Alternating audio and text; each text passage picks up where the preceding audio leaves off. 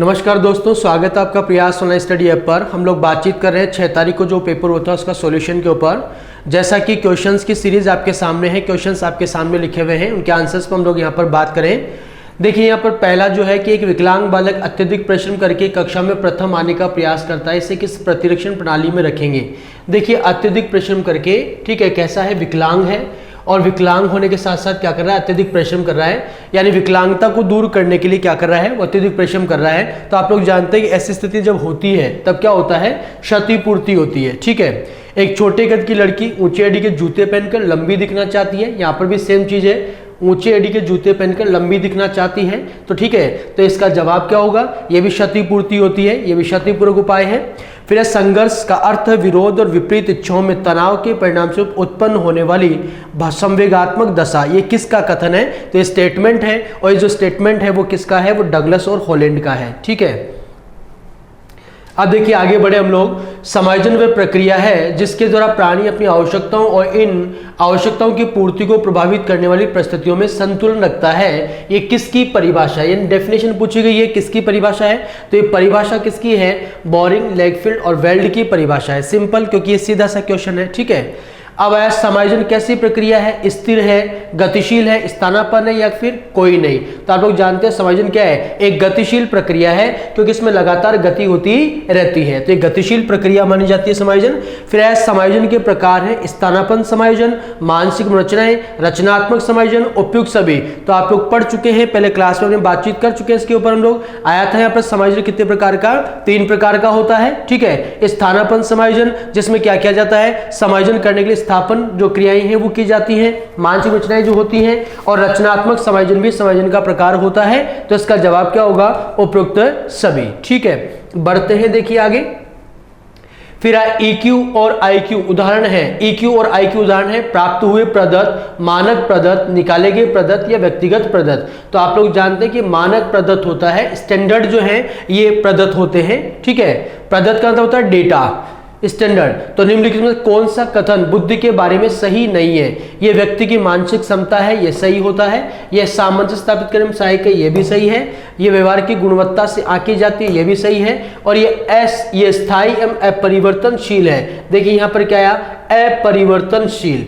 तो अपरिवर्तनशील नहीं होती है, बल्कि बुद्धि क्या होती है, परिवर्तनशील होती है। तो यही बात इसके बारे में सही नहीं है। फिर आया प्राय बालकों की बुद्धि का मापन किया जाता है, यानी बालकों की बुद्धि का मापन किया जाता है अवाचिक समूह बुद्धि परीक्षणों के द्वारा, वाचिक समूह बुद्धि के परीक्षणों द्वारा, अवाचिक व्यक्तिगत बुद्धि के परीक्षणों द्वारा या वाचिक व्यक्तिगत बुद्धि के परीक्षणों द्वारा। तो आप लोग जानते हैं कि बच्चों के लिए और अनपढ़ लोगों के लिए जो टेस्ट यूज होते हैं वो होते हैं अवाचिक बुद्धि परीक्षण। तो अवाचिक समूह बुद्धि परीक्षण के द्वारा इसका पता होता है। अब आइए, एक बच्चे की मानसिक आयु 12 वर्ष, वास्तविक आयु 10 वर्ष है, तो उसकी बुद्धि लब्धि होगी। तो देखिए फार्मूला लगा लीजिए, IQ = क्या हो जाए, IQ = होता है MA/CA इंटू कितना होगा, इंटू 100 होगा। ठीक है, MA कितना है, MA हम लोग यहाँ पर बात करें तो MA कितना है, MA जो है यहाँ पर वो कितना है, MA है यहाँ पर 12, तो 12/10 इंटू 100 कितना आ गया, 120। तो देखिए यहां पर क्या होगा, यहां पर हो जाएगा 120। देखिए आगे बात करें हम लोग अगले प्रश्न पर। तो अगला प्रश्न है कि एक 11 वर्षीय बालक जिसकी मानसिक आयु 10 वर्ष से किस श्रेणी में आएगा। 11 वर्षीय बालक जिसकी मानसिक आयु कितनी है, 10 वर्ष है। ठीक है, तो यहाँ पे देख लीजिए आप, इसको भी इसी फार्मूले से हम लोग निकाल लेंगे। तो इसकी MA कितनी है, 10 है, और 10/11 इंटू कितना हो गया, 100। तो ये हो गया 1000/11, तो ये कितना हुआ, 99.19 ऐसा कुछ होगा इसमें। तो ये 99 आ रहा है, इसका मतलब क्या हो गया, ये 90 से ज्यादा आ रहा है, और 90 से 105 तक आप लोग जानते हैं क्या होता है, औसत बुद्धि होता है। तो इसका जवाब क्या हो जाएगा, औसत बुद्धि हो जाएगा। ठीक है, अब आया यहाँ पर संरचनात्मक दृष्टिकोण। संरचनात्मक दृष्टिकोण के अनुसार अधिगम होता है। तो संरचनात्मक दृष्टिकोण के अनुसार अधिगम क्या है, अनुभव के परिणाम के रूप में व्यवहार में एक परिवर्तन होने की प्रक्रिया, एक सक्रिय सामाजिक प्रक्रिया, एक निष्क्रिय एवं व्यक्तिपरक जानकारी अर्जन। तो ये सक्रिय और सामाजिक प्रक्रिया होती है, क्योंकि यहाँ पर बात किसकी हो रही है, संरचनावाद की बात हो रही है। और संरचनावाद कहता है कि जो बुद्धि है, मतलब अधिगम जो होता है वो क्या होता है, सक्रिय और सामाजिक प्रक्रिया होती है।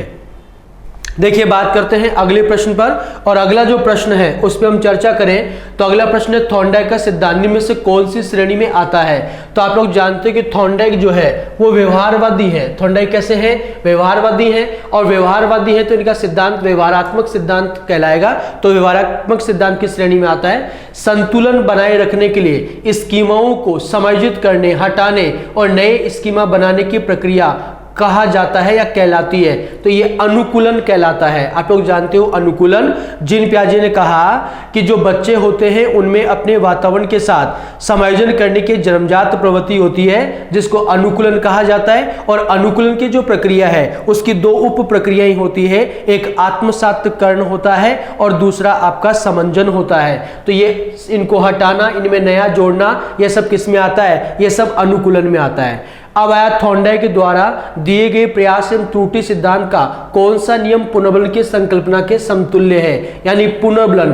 तो पुनर्बलन किस नियम के अंतर्गत? तो पुनर्बलन आता है प्रभाव के नियम में। आप लोग जानते हो प्रभाव का नियम कहता है कि यदि किसी कार्य को करने से सुख या आनंद की प्राप्ति होती है तो उस काम को दोबारा किया जाता है, और यदि किसी काम को करने से दुख या कष्ट की अनुभूति होती है तो उस काम को दोबारा नहीं किया जाता। और पुनर्बलन जो होता है उसका भाव ही होता है अच्छा काम किया गया तो सकारात्मक पुनर्बलन मिलेगा और बुरा काम किया गया तो नकारात्मक पुनर्बलन मिलेगा। तो यहां पे क्या हो जाएगा? प्रभाव का नियम। ठीक है, अब बढ़ते देखिए आगे। Programme learning. प्रोग्राम लर्निंग का मतलब होता है दोस्तों हिंदी में अभिक्रमित अनुदेशन। तो जो अभिक्रमित जो अनुदेशन है वो किसके कार्य पर आधारित होता है? तो आप लोग जानते हो कि जो अभिक्रमित अनुदेशन का कॉन्सेप्ट जो है वो स्किनर का होता है। स्किनर का क्रिया प्रसूत जो अनुबंधन है उसी के बेस पर अभिक्रमित अनुदेशन का निर्माण किया गया है।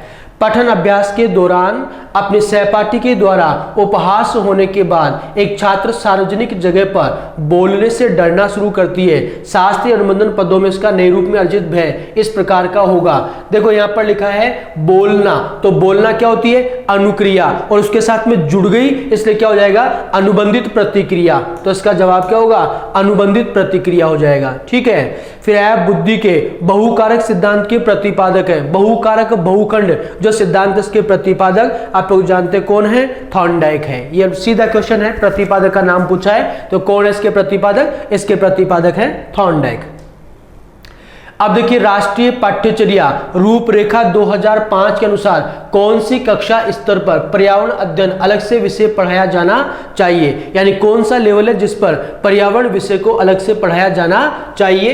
तो कक्षा 3 से जो 5 है उसमें पर्यावरण को जो है अलग विषय के रूप में पढ़ाया जाना चाहिए। राष्ट्रीय पाठ्यचर्या रूपरेखा 2005 के अनुसार कौन सा एक असत्य है, यानी कौन सा एक इसमें है वो जो सही नहीं है। तो लचीले समय वाली छोटी अवधि की परीक्षा आयोजित हो, ये सही हो। बोर्ड परीक्षा केंद्र उसी विद्यालय में रखा जाए, ये भी सही हो।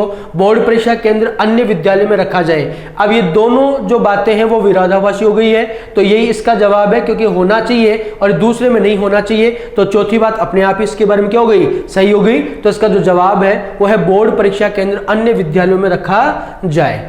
फिर आया राष्ट्रीय पाठ्यचर्या रूपरेखा 2008 के अनुसार सत्य है। क्या सही है? तो प्रति सप्ताह 2 घंटे पुस्तकालय अध्ययन को दिए जाए, प्रतिदिन 1 घंटा पुस्तकालय अध्ययन को दिया जाए, प्रति सप्ताह 1 घंटा पुस्तकालय अध्ययन को दिया जाए, प्रतिदिन 2 घंटे पुस्तकालय अध्ययन को दिए जाए। तो देखो 2008 की जो रूपरेखा है उसके अकॉर्डिंग यहाँ पर बात हो रही है। तो उसके अकॉर्डिंग अगर हम लोग यहाँ पर बातचीत करें तो इसका जो जवाब होगा वो क्या है? वो ये है कि प्रति सप्ताह 1 घंटा पुस्तकालय जो अध्ययन उसको दिया जाना चाहिए। किन परीक्षणों में पक्षपात की संभावना नहीं होती है, यानी कौन से परीक्षण हैं जिनमें पक्षपात की संभावना नहीं होती है? तो इसका जो जवाब है वो क्या है? वो है निबंधात्मक। ठीक है, निबंधात्मक जो है वो इसका जवाब। अब आया यहाँ पर क्या? वस्तुनिष्ठ परीक्षणों के निर्माण में किन विद्वानों का श्रेय माना जाता है, यानी कौन से विद्वान हैं जिनका श्रेय माना जाता है? तो आप लोग देखते हैं हैरिसमैन और जेएस राइस जो है उनका इसमें योगदान माना जाता है। ठीक है, अब चलते हैं आगे। अगले प्रश्न पे बात करें, कौन से प्रश्न समग्र जांच में सहायक होते हैं, यानी कौन से प्रश्न हैं जिनसे समग्र जांच की जा सकती है? तो आप लोग जानते हो जो मूल्यांकन प्रश्न है उनसे समग्र जांच की जा सकती है। फिर शिक्षक निर्मित जो परीक्षण है उसके बारे में प्रश्न है कि किसी प्रकार के मानक ज्ञात नहीं होते हैं, मात्र वस्तुनिष्ठ होते हैं, मात्र आत्मनिष्ठ होते हैं, विभिन्न समूह के मानक ज्ञात होते हैं। तो किसी प्रकार के मानक जो होते हैं वो इससे ज्ञात नहीं होते हैं, ये इसका सही जवाब है। फिर आया उपलब्धि परीक्षा बालक की वर्तमान योग्यता अथवा किसी विशिष्ट विषय के क्षेत्र में उसके ज्ञान की सीमा को मापन करती है, ये परिभाषा किसकी है? यानी परिभाषा पूछी गई है, परिभाषा किसकी है? तो ये परिभाषा जो है वो गैरिसन की है। परिभाषा किसकी है? ये गैरिसन की है। ठीक है, अब चलते हैं देखिए आगे अगले प्रश्न पर। अगला प्रश्न है, उपलब्धि प्रश्नों का प्रमुख उपयोग होता है अधिगम उत्पाद जांच, शैक्षणिक मार्गदर्शन में, उपचारात्मक परीक्षण में और उपयुक्त सभी में। तो आप लोग जानते हैं सभी में इनका उपयोग होता है। एनसीएफ 2005 के अनुसार हस्तशिल्प के बारे में सुझाव दिया गया है क्या? कि शिल्पकारों के विद्यालय में अंशकालीन सेवा ली जाए, शिल्पकला प्रोजेक्ट के रूप में पढ़ाया जाए, हस्तशिल्प मेले आयोजित किए जाए और उपयुक्त सभी। तो सभी इसमें सुझाव दिए गए हैं। राष्ट्रीय पाठ्यचर्या रूपरेखा 2005 में बहुभाषा को एक संसाधन के रूप में समर्थन दिया गया। क्यों समर्थन दिया गया? एक तरीका है जिसमें प्रत्येक बालक सुरक्षित महसूस करे, भाषात्मक पृष्ठभूमि के कारण कोई भी बालक पीछे न छूट जाए, ये बालकों को अपने भाषा विकास के लिए प्रोत्साहन देगा और उपयुक्त सभी। तो इसका जवाब क्या था? उपयुक्त सभी। तो ये थे 30 प्रश्न जिन पर हम लोगों ने यहाँ पर बात करी। तो पहला प्रश्न जो हमारा यहाँ दिया गया है हिंदी का, अधिगम की संपूर्णता होती है। अधिगम की संपूर्णता किसमें है? तो बच्चों यहां पर पहला विकल्प दिया है इकाई योजना में, दूसरा विकल्प है दैनिक पाठ योजना में, फिर दिया है विकल्प मासिक योजना या फिर वार्षिक योजना। तो पाठ अधिगम की संपूर्णता जो होती है वो संपूर्ण इकाई योजना में शामिल होती है। तो इस पहले प्रश्न का उत्तर हो जाएगा इकाई योजना में।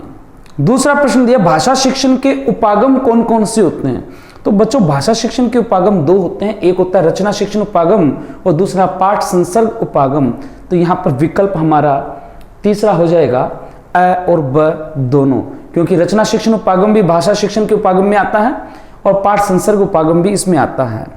फिर प्रश्न दिया है पाठ हर्बट उपागम के पद कितने हैं? 3, 5, 7 या 9। तो बच्चों पहले शुरुआत में तो इसके 4 पद थे, बाद में एक और जोड़ा गया तो 5 हो गया। हर्बट उपागम के चरण या पद जो होते हैं 5 होते हैं। अगले प्रश्न की तरफ बढ़ते हैं। अगला प्रश्न कहता है शिक्षण में इकाई का संप्रत्यय किसकी देन है? शिक्षण में इकाई का संप्रत्यय किसकी देन है? तो बच्चों यहां पर मॉरिसन, ब्लूम, जॉन डेवी और हर्बट यहां आएगा। तो इसमें मॉरिसन इसका विकल्प हो जाएगा। इसी क्रम में आगे बढ़ते हुए देखते हैं प्रश्न कि बीएस ब्लूम ने शिक्षा में कौन सा नवीन आयाम यहां पर दिया है? बीएस ब्लूम जो है उसके द्वारा शिक्षा में कौन सा नया आयाम जोड़ा गया? क्या मूल्यांकन उपागम को जोड़ा गया या आरसीएम उपागम को जोड़ा गया, हर्बट उपागम या मॉरिसन उपागम? इसमें से वो कौन सा उपागम है जो बीएस ब्लूम ने शिक्षा में नया जोड़ा है? तो इसमें बच्चा पहला उपागम मूल्यांकन उपागम जो दिया गया है वो एक नवीन उपागम के रूप में यहां सम्मिलित किया गया। अगला प्रश्न दिया गृह कार्य का मुख्य उद्देश्य क्या है? 4 उद्देश्य हैं, देखते हैं इसमें। गृह कार्य का मुख्य उद्देश्य छात्र को घर पर व्यस्त रखना, या पढ़ाए गए पाठ को दोहराने के लिए अवसर देना, या सुलेख की योग्यता का विकास करना, या संबंधित पाठ में रुचि उत्पन्न करना। कौन सा विकल्प होगा? तो यह विकल्प हम करेंगे गृह कार्य देने का मुख्य उद्देश्य बच्चों यही होता है कि पढ़ाए गए पाठ को दोहराने के लिए उनको अवसर दिया जाए। तो विकल्प 2 यहां सही होगा। भाषा कौशलों की संख्या कितनी होती है? भाषा कौशल 3, 4, 5 या 6। सुबोपली इसके बारे में आपको बताया था, सुनना, बोलना, पढ़ना और लिखना, ये 4 कौशल शामिल होते हैं। तो विकल्प 2 हो जाएगा। भाषा का मुख्य कौशल क्या है? ये हमारा अगला प्रश्न है। भाषा का मुख्य कौशल क्या है? क्या पढ़ना है, लिखना है या बोलना है? तो बच्चों सभी कौशल हमारे लिए मुख्य हैं, कोई भी ऐसा नहीं किसी को हम प्राथमिकता दें। तो उपयुक्त सभी यहां हो जाएंगे। भाषा का मुख्य कौशल उपयुक्त सभी। अगला प्रश्न है भाषा कौशल है अधिगम कराना या शिक्षण कराना, अनुदेशन कराना या दक्षता प्राप्त करना। तो भाषा कौशल जो होती है बच्चों किसी प्रकार की दक्षता हासिल करने के लिए है, तो दक्षता प्राप्त करना यहां इसका विकल्प होगा। इसी रूप में अगले प्रश्न की तरफ बढ़ते हैं। 40वां प्रश्न दिया है भाषा सीखने का स्वाभाविक और मनोवैज्ञानिक क्रम कौन सा है? अभी हमने थोड़ी देर पहले बताया था कि इसका क्रम होता है सुबो पहले, मतलब सुनना, फिर बोलना, फिर पढ़ना और अंतिम लिखना। तो इसमें वो कौन सा विकल्प है जिसमें पहले सुनना दिया है? सुनना, बोलना, पढ़ना, लिखना। मतलब यहाँ पर तीसरा विकल्प हो जाएगा भाषा सीखने का स्वाभाविक और मनोवैज्ञानिक क्रम, सुनना, बोलना, पढ़ना, लिखना। शिक्षण कौशल का उपयोग किया जाता है क्या कक्षा के अंदर? शिक्षण कौशल, ध्यान से सुनिए, शिक्षण कौशल की बात है। क्या कक्षा के अंदर ही इसका उपयोग किया जाता है या कक्षा के बाहर या दोनों जगह? तो बच्चों यहां दोनों हो जाएगा। कौन सा? दोनों। चलते हैं अगले प्रश्न की तरफ। प्रश्न दिया है भाषा की शिक्षा दी जाती है किस रूप में? ध्यान से सुने, क्या अर्थग्रहण और अभिव्यक्ति के लिए, या विद्वान बनाने के लिए, या मनोरंजन के लिए, या फिर साहित्यकार बनाने के लिए? बच्चों सीधा सा विकल्प हमारे सामने है, अर्थ ग्रहण करने और अभिव्यक्ति के लिए भाषा की शिक्षा दी जाती है। फिर प्रश्न आता है हमारा हिंदी भाषा शिक्षण में प्रमुख चुनौतियां क्या है? हिंदी भाषा शिक्षण की बहुत सी चुनौतियां हैं बच्चों, उनमें देखें जैसे पहला दिया प्रशिक्षित अध्यापकों की कमी। अगर प्रशिक्षित ट्रेंड टीचर हमारे सामने नहीं हो, प्रशिक्षित शिक्षक सामने नहीं हो, तो बच्चों को वो उचित और सही तरीके से ज्ञान नहीं दे पाते, ये एक बहुत बड़ी कमी है। फिर आता निदानात्मक व उपचारात्मक शिक्षण का अभाव। बच्चों की पढ़ने में समस्या किस प्रकार से आ रही है उसको जानना और उसका समाधान करना, ये भी चुनौतियों में शामिल है, ये उनका अभाव नजर आता है। हिंदी भाषा के प्रति अभिरुचि का अभाव, यानी हिंदी भाषा के प्रति अगर बच्चों में रुचि नहीं है तो ये भी एक चुनौती है हिंदी भाषा शिक्षण में।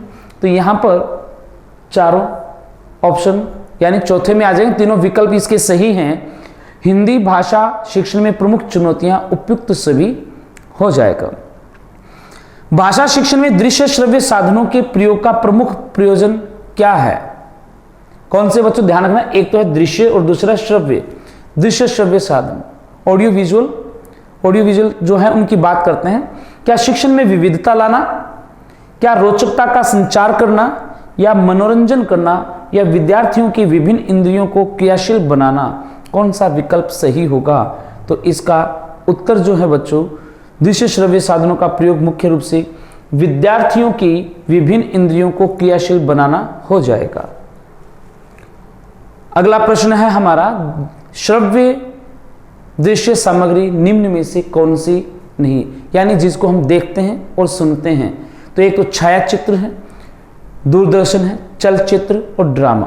तो बच्चों दूरदर्शन को हम देखते सुनते हैं, चलचित्र को भी देखते और सुनते हैं मतलब सिनेमा को, और ड्रामा जो है वो भी देखा और सुना जाता है, जबकि छायाचित्र केवल देखा जाता है, सुना नहीं जाता। इसलिए यहां विकल्प होगा छायाचित्र। लिंगुआ फोन कैसा शैक्षिक उपकरण है? क्या ये दृश्य है या श्रव्य है, दृश्य श्रव्य है या कोई नहीं? लिंगुआ फोन सुनने के काम आता है, तो बच्चों ये हो जाएगा श्रव्य साधन के रूप में। नेक्स्ट क्वेश्चन है हमारा, रेडियो की सीमाओं को कौन सा श्रव्य साधन दूर कर सकता है? रेडियो की सीमाओं को दूर करने के लिए, तो रेडियो क्या है बच्चों? एक श्रव्य साधन। तो यहां पर इसकी श्रव्य साधन की समस्या को दूर करने के लिए रेडियो की टेप रिकॉर्डर को हम काम में लेते हैं, तो यहां विकल्प हो जाएगा टेप रिकॉर्डर। नेक्स्ट, समतल पर बिखरी सामग्री को बहुत तेज प्रकाश द्वारा पर्दे पर प्रतिबिंबित किया जा सकता है किसके माध्यम से? यानी समतल पर बिखरी, ध्यान से देखें, समतल पर बिखरी जो सामग्री है उसको प्रकाश के द्वारा, और वो भी पर्दे पर प्रतिबिंबित किया जाता है बहुत तेज प्रकाश के द्वारा। तो वो कौन सा है? क्या फिल्म स्ट्रिप के माध्यम से, या स्लाइड के माध्यम से, या एपिडाइस्कोप के माध्यम से, या मैजिक लालटेन के माध्यम से? तो यहां पर विकल्प बच्चों तीसरा, एपिडाइस्कोप जो होता है उसके माध्यम से हम इस प्रकार से दिखा सकते हैं। श्रव्य दृश्य शिक्षा से तात्पर्य नहीं है। क्या शिक्षा को अधिक रोचन, प्रश्न दिया है, दृश्य श्रव्य शिक्षा का तात्पर्य क्या नहीं है?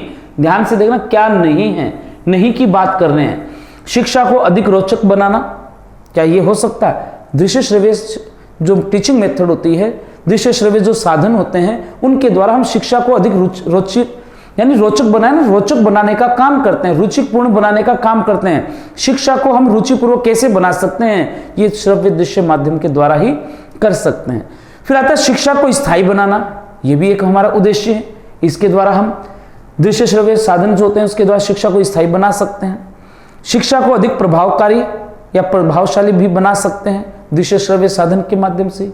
शिक्षा को निष्प्रयोजन बनाना, ये हमारा उद्देश्य नहीं है कि शिक्षा जो है हमारी निष्प्रयोजन हो जाए दृश्य श्रव्य साधन के माध्यम से। तो यहां विकल्प हो जाएगा 4। अच्छा बच्चों, फिर आता है बुलेटिन बोर्ड क्या है। एक बोर्ड है बुलेटिन बोर्ड, क्या श्रव्य सामग्री है, दृश्य है या दृश्य श्रव्य या कोई नहीं। एक बोर्ड है जिस पर सूचना जो है हम दर्शाते हैं, तो वो केवल देखने के काम आता है, तो यहां पर दृश्य सामग्री के रूप में माना जाएगा। अगले क्वेश्चन की तरफ बढ़ते हैं। प्रश्न दिया प्रिंट मीडिया में सम्मिलित नहीं किया जा सकता किसको। प्रिंट मीडिया में समाचार पत्र भी शामिल किए जाते हैं, पत्रिकाएं शामिल की जाती हैं, विद्यालय पत्रिकाएं भी शामिल की जाती है, लेकिन पाठ्य पुस्तकें बच्चों प्रिंट मीडिया में शामिल नहीं होती। फिर आता साइट क्या है, SITE। SITE साइट क्या है, क्या ये एक टीवी चैनल है, क्या यह उपग्रह अनुदेशनात्मक दूरदर्शन का प्रयोग है, या ए और ब दोनों, या फिर कहीं इनमें से कोई नहीं। तो बच्चों साइट जो है वो उपग्रह अनुदेशनात्मक दूरदर्शन प्रयोग है, तो विकल्प 2 हो जाएगा। श्रव्य दृश्य सामग्री की आवश्यकता निम्न में से किस विधि के लिए आवश्यक नहीं है, यानी ऑडियो विजुअल जो होते हैं उनका हम प्रयोग कहाँ नहीं करते, क्या समस्या समाधान विधि में, व्याख्यान विधि में, योजना विधि में, या सभी में। व्याख्यान विधि में इसका प्रयोग नहीं किया जाता, इसकी आवश्यकता नहीं है, तो विकल्प हमारा 2 हो जाएगा, व्याख्यान विधि। अगला प्रश्न दिया है पाठ्य पुस्तक का प्रस्तुतिकरण नहीं होना चाहिए। पाठ्य पुस्तक जो होती है उसका प्रस्तुतिकरण कैसा नहीं होना चाहिए, ज्ञात से अज्ञात की ओर, या कठिन से सरल की ओर, स्थूल से सूक्ष्म की ओर, या सरल से कठिन की ओर। तो बच्चों कभी भी ये कठिन से सरल की ओर नहीं होता। पाठ्य पुस्तक रचना के सोपानों का क्रम क्या है, क्या विषय सामग्री का चयन पहले करना चाहिए, या स्त्रीकरण होना चाहिए फिर प्रस्तुतिकरण, या स्त्रीकरण विषय सामग्री का चयन फिर प्रस्तुतिकरण, प्रस्तुतिकरण स्त्रीकरण विषय सामग्री का चयन, या फिर पहले प्रस्तुतिकरण और फिर विषय की सामग्री का चयन और फिर स्त्रीकरण। पहले बच्चों विषय सामग्री का चयन किया जाता है, फिर हम उसके अनुपात में उसका स्तर देखते हैं कि बच्चों को किस प्रकार से किस स्तर के बच्चे, फिर उसके अनुसार उसका प्रस्तुतिकरण किया जाता है। तो विकल्प पहला यहाँ हो जाएगा, विषय सामग्री का चयन फिर उसका स्त्रीकरण और फिर अंत में प्रस्तुतिकरण, यानी विषय सामग्री का चयन फिर स्त्रीकरण और फिर प्रस्तुतिकरण।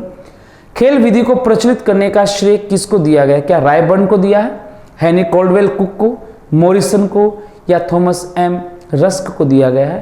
तो बच्चों यहाँ विकल्प होगा 2, हेनरी कॉल्डवेल कुक, इनके द्वारा ही खेल विधि को प्रचलित किया गया। अगला प्रश्न देखते हैं, मौखिक अभिव्यक्ति कौशल का विकास करने का सशक्त माध्यम क्या है। मौखिक अभिव्यक्ति, क्या उसको विद्यालय पत्रिका के माध्यम से, नाटक के माध्यम से, वाद विवाद के माध्यम से, या क्विज कार्यक्रम के द्वारा। तो बच्चों वाद विवाद की जब बात आती है मौखिक अभिव्यक्ति, तो वाद विवाद के माध्यम से हम उसको सशक्त बना सकते हैं। तो विकल्प 3 होगा, वाद विवाद। किसका संबंध बोलने के कौशल से विकास नहीं, ध्यान से सुनिए, किसका संबंध बोलने के कौशल के विकास से नहीं। बोलने के कौशल की बात करें, शुद्ध उच्चारण इसमें शामिल होता है, सहस्वर वाचन भी बोलने की कला आएगी, कविता पाठ जब करते हैं तो उसमें भी संबंध बोलने का व्यक्त होता है, प्रतिलिपि में इसका प्रयोग नहीं होता। तो ये प्रतिलिपि इसका विकल्प हो जाएगा। प्रश्न दिया है, मौन वाचन मूल्यांकन किस परीक्षा के द्वारा किया जा सकता है। मौन वाचन मूल्यांकन, मौन वाचन मूल्यांकन किसके द्वारा, क्या पूर्ति परीक्षा के द्वारा कर सकते हैं, या सत्य असत्य की परीक्षा के द्वारा, या बहुविकल्पीय परीक्षा के द्वारा। मौन वाचन किसी भी रूप में कर सकते हैं, तीनों रूपों में हो सकता है। तो विकल्प 4 यहां उत्तर हो जाएगा उक्त तीनों से। फिर बच्चों प्रश्न आता है साइलेंट रीडिंग, किसकी रचना है? साइलेंट रीडिंग किसकी रचना है? क्या हम इसको इसके रचिता डेचेक्ट को मानते हैं, या स्मिथ को, या ब्रायन को, या पिंटर? तो बच्चों यहाँ पर विकल्प 3 होगा, ब्रायन, क्योंकि ये ब्रायन की पुस्तक का नाम है साइलेंट रीडिंग। किसकी पुस्तक है? ब्रायन की। Which one of the following level of the comprehension helps learner most in developing them critical faculties? मतलब क्रिटिकल जो है आलोचनात्मक जो स्थितियां होती हैं उनके लिए कौन सा बिंदु, कौन सा लेवल है कॉम्प्रिहेंशन का जो सर अधिगम करता है, क्या करता है, मदद करता है। ठीक है, तो क्या बोलोगे? इसमें एक रखा लिटरल लेवल, एक इंटरप्रेटिव लेवल, और एक रखा रिकॉग्नाइजेशन लेवल, और एक आता है इवेल्यूटिव लेवल। तो कॉम्प्रिहेंशन टेस्ट जो होता है उसके लिए अक्सर जो मदद करता है वो कौन करता है अपना? कौन सा होगा? इंटरप्रेटिव लेवल आएगा। यही आपका अप्रोप्रिएट आंसर होगा। आगे अपन देखते हैं next question. Why do techniques and tools are required? जब कभी हम मूल्यांकन पढ़ेंगे तो मूल्यांकन जो है उसमें अलग अलग चीजें पढ़नी है। ठीक है, मूल्यांकन की अवधारणा कौन कौन सी है? Scope of evaluation. ठीक है, मूल्यांकन का क्षेत्र क्या है? क्षेत्र में अपन देखते हैं तो 3 भागों में इसको डिवाइड कर देते हैं। एक तो होता है साइकोमोटर डोमेन, मनोप्रेरक क्षेत्र आता है। एक आता है अफेक्टिव डोमेन आता है, ठीक है, मतलब इमोशनल डेवलपमेंट से रिलेटेड आता है, अफेक्टिव डोमेन आता है। और एक आता है कोग्निटिव डोमेन, संज्ञानात्मक क्षेत्र आता है। ठीक है, वैसे अपन पढ़ेंगे CCE, continuous and comprehensive evaluation, जिसके अंतर्गत फॉर्मेटिव टेस्ट और एक क्या आता है? समेटिव टेस्ट आता है। और तीसरा बिंदु पर पढ़ेंगे टूल्स एंड टेक्निक्स, यानी मापन और मूल्यांकन जो है, ठीक है, उसके संदर्भ में टूल्स एंड टेक्निक्स आते हैं कि उपकरण और तकनीक, और उपकरण और तकनीक जो है उनका अपन प्रयोग करते हैं, वो किसके लिए करते हैं? To gather information regarding to the learner. अधिगम करता जो होता है ना, बालक जो होता है, ठीक है, उसके संदर्भ में सूचनाएं इकट्ठी करने के लिए हम किसका प्रयोग करते हैं? टूल्स एंड टेक्निक्स का प्रयोग करते हैं। टूल्स एंड टेक्निक्स जो होते हैं अक्सर क्या होने चाहिए? वैलिड होने चाहिए, यूजेबल होने चाहिए। दूसरी बात अपन क्या बोल सकते हैं? रिलायबल होने चाहिए। ठीक है, तो इसका आंसर पहला ही होगा। क्या बोलोगे? To gather information. ठीक है, सूचनाएं इकट्ठे करते हैं किसके संदर्भ में? अधिगमकर्ता के संदर्भ में। What should be best on the context outside the text book? कौन सा बिंदु है जो किताब से बाहर की बात होती है? निम्नलिखित में से कौन सा बिंदु ऐसा है जो किताब से बाहर की बात होती है? वीडियो आता है, वीडियो वाला पार्ट आ गया। ठीक है, वीडियो जो होता है ना, आप क्या कर सकते हैं? वीडियो सॉल्यूशन अपन डाल सकते हैं किताब के संदर्भ में। पेंटिंग वगैरह जो वो भी किताब के संदर्भ में हो सकती है। रेटिंग स्केल जो होता है ना, ठीक है, ये भी किताब के संदर्भ में हो सकती है। रेटिंग स्केल में अक्सर क्या अपन क्या करते हैं? ओपिनियंस वगैरह जो होती है ना, जो भी जजमेंट वगैरह होते हैं उनको मेजर करते हैं, उनका मापन करते हैं, आकलन करते हैं। एक आएगा प्रोजेक्ट, और प्रोजेक्ट होता है दोस्तों वो क्या होता है? आउटसाइड द टेक्स्ट बुक होता है। प्रोजेक्ट होता है वो क्या होता है? आउटसाइड द टेक्स्ट बुक होता है। प्रोजेक्ट के बारे में अपन ये कह सकते हैं कि प्रोजेक्ट क्या है? It is collection and analysis of data. ठीक है, अधिगम करता जो होता है ना, उसके जो आंकड़े होते हैं उनका संग्रह होता है, उनका विश्लेषण जो होता है वो क्या होता है? प्रोजेक्ट होता है। Project outside the text book होगा, किताब से बाहर की बात होगा। ठीक है, आगे अपन देखते हैं। नेक्स्ट है टूल एंड टेक्निक का क्वेश्चन है। Which technique and tool is used to assess past behaviour of the learner? अधिगम करता जो होता है उसका पूर्व का जो व्यवहार होता है उसका आकलन करने के लिए, उसका परीक्षण करने के लिए अपन कौन सा टूल, टेक्निक या टूल है या फिर टेक्निक है वो काम में लेते हैं? तो दोस्तों प्रोजेक्ट होता है। ये तो क्या होता है? प्रोजेक्ट क्या है? Collection analysis of data. जो भी डेटा है उनका कलेक्शन है, उनका संग्रह है। रेटिंग स्केल जो होता है उसकी क्या होती है? मापनी होती है। क्या होती है? मापनी, श्रेणी निर्धारक मापनी इसको बोल सकते हैं अपन। एप्टीट्यूड टेस्ट जो होता है उसमें क्या होता है कि बच्चा जो है उसकी पोटेंशियल परफॉर्मेंस क्या है, स्पेशल एबिलिटी क्या है, वो जांचने के लिए हम किसका प्रयोग करते हैं? एप्टीट्यूड टेस्ट का। एक आता है एनेक्डोटल रिकॉर्ड, और एनेक्डोटल रिकॉर्ड के बारे में अपन क्या बोल सकते हैं? क्या बोलोगे? It is the observed behaviour of the learner. अधिगमकर्ता का जो अपेक्षित व्यवहार जो होता है, ठीक है, जिसमें करते क्या है? एक एपिसोड होता है बच्चे की, क्या होता है? जीवन की कोई एक घटना होती है, उस घटना पे आधारित विवरण जो होता है वो क्या होता है? एनेक्डोटल रिकॉर्ड होता है, जो पास्ट बिहेवियर जो होता है ना, ठीक है, उसका परीक्षण करने के लिए किया जाता है। तो आपका सही आंसर होगा इसमें क्या होगा? एनेक्डोटल रिकॉर्ड होगा। नेक्स्ट है what kind of technique is used to measure the potential performance? थोड़ी देर पहले मैंने बताया था एप्टीट्यूड टेस्ट, पोटेंशियल परफॉर्मेंस होता है, या फिर क्या होता है? स्पेशल एबिलिटी होती है बच्चे की, वो जानने के लिए कौन सा टेस्ट आता है? अपना एप्टीट्यूड टेस्ट आता है। ठीक है, तो यहां आपका आंसर क्या होगा? एप्टीट्यूड टेस्ट होगा। अगला क्वेश्चन है an exercise where words are left out a shorter passage and the people must fill in the blank with suitable words based on her reading assessment he assesses he ability to, ये part आ गया। क्या कह रहा है कि an exercise where words are left out a shorter passage and the people must fill in the blank. बच्चे क्या करते हैं, रिक्त स्थानों की पूर्ति करते हैं, किसके साथ, सूटेबल वर्ड्स, और वो वर्ड किस पे आधारित होते हैं, बेस्ड ऑन हर रीडिंग, ठीक है, उसकी रीडिंग के आधार पे। ही एक्सरसाइज एबिलिटी टू, वो किस प्रकार की योग्यता होता है उसका परीक्षण करता है, ठीक है। देखो दिखा यहाँ पे, एक तो न्यू वर्ड्स, नए शब्दों की, ठीक है, समराइज, उसको संक्षिप्त करता है, स्पेलिंग से रिलेटेड, और एक समझने की। तो यहाँ पे आपका अप्रोप्रिएट आंसर जो होगा वो क्या होगा, कॉम्प्रीहेंड होगा, समझने की। नेक्स्ट क्वेश्चन देखते हैं। Criteria of assessment is a और एन। असेसमेंट का क्राइटेरिया क्या होता है, स्कोरिंग की होता है, सिंपल सी बात है। Continuous and comprehensive evaluation should be adopted by all school because CCE जो है, सीसीई शॉर्ट में इसको अपन बोलते हैं, वो प्रत्येक विद्यालय जो है उसके द्वारा अपनाए जाते हैं। क्यों अपनाए जाते हैं, क्योंकि traditional pen paper test do not assess and enhance all the attributes and abilities of learners. कि पुराना जो है पेन पेपर, जो पेंसिल वगैरह जो है, वो अक्सर क्या नहीं करता, अधिगम करता जो है, डो नॉट असेस, उसके परीक्षण नहीं कर सकता, और न इस प्रकार की जो एबिलिटीज वगैरह उनका विकास होता है, ठीक है। नेक्स्ट है अपना इसमें ऑप्शन कि it freeze the learner from studies and hard work. ये अक्सर स्टडी जो होता है, फिर हार्ड वर्क होता है, इससे अधिगमकर्ता को दूर रखता है, ठीक है।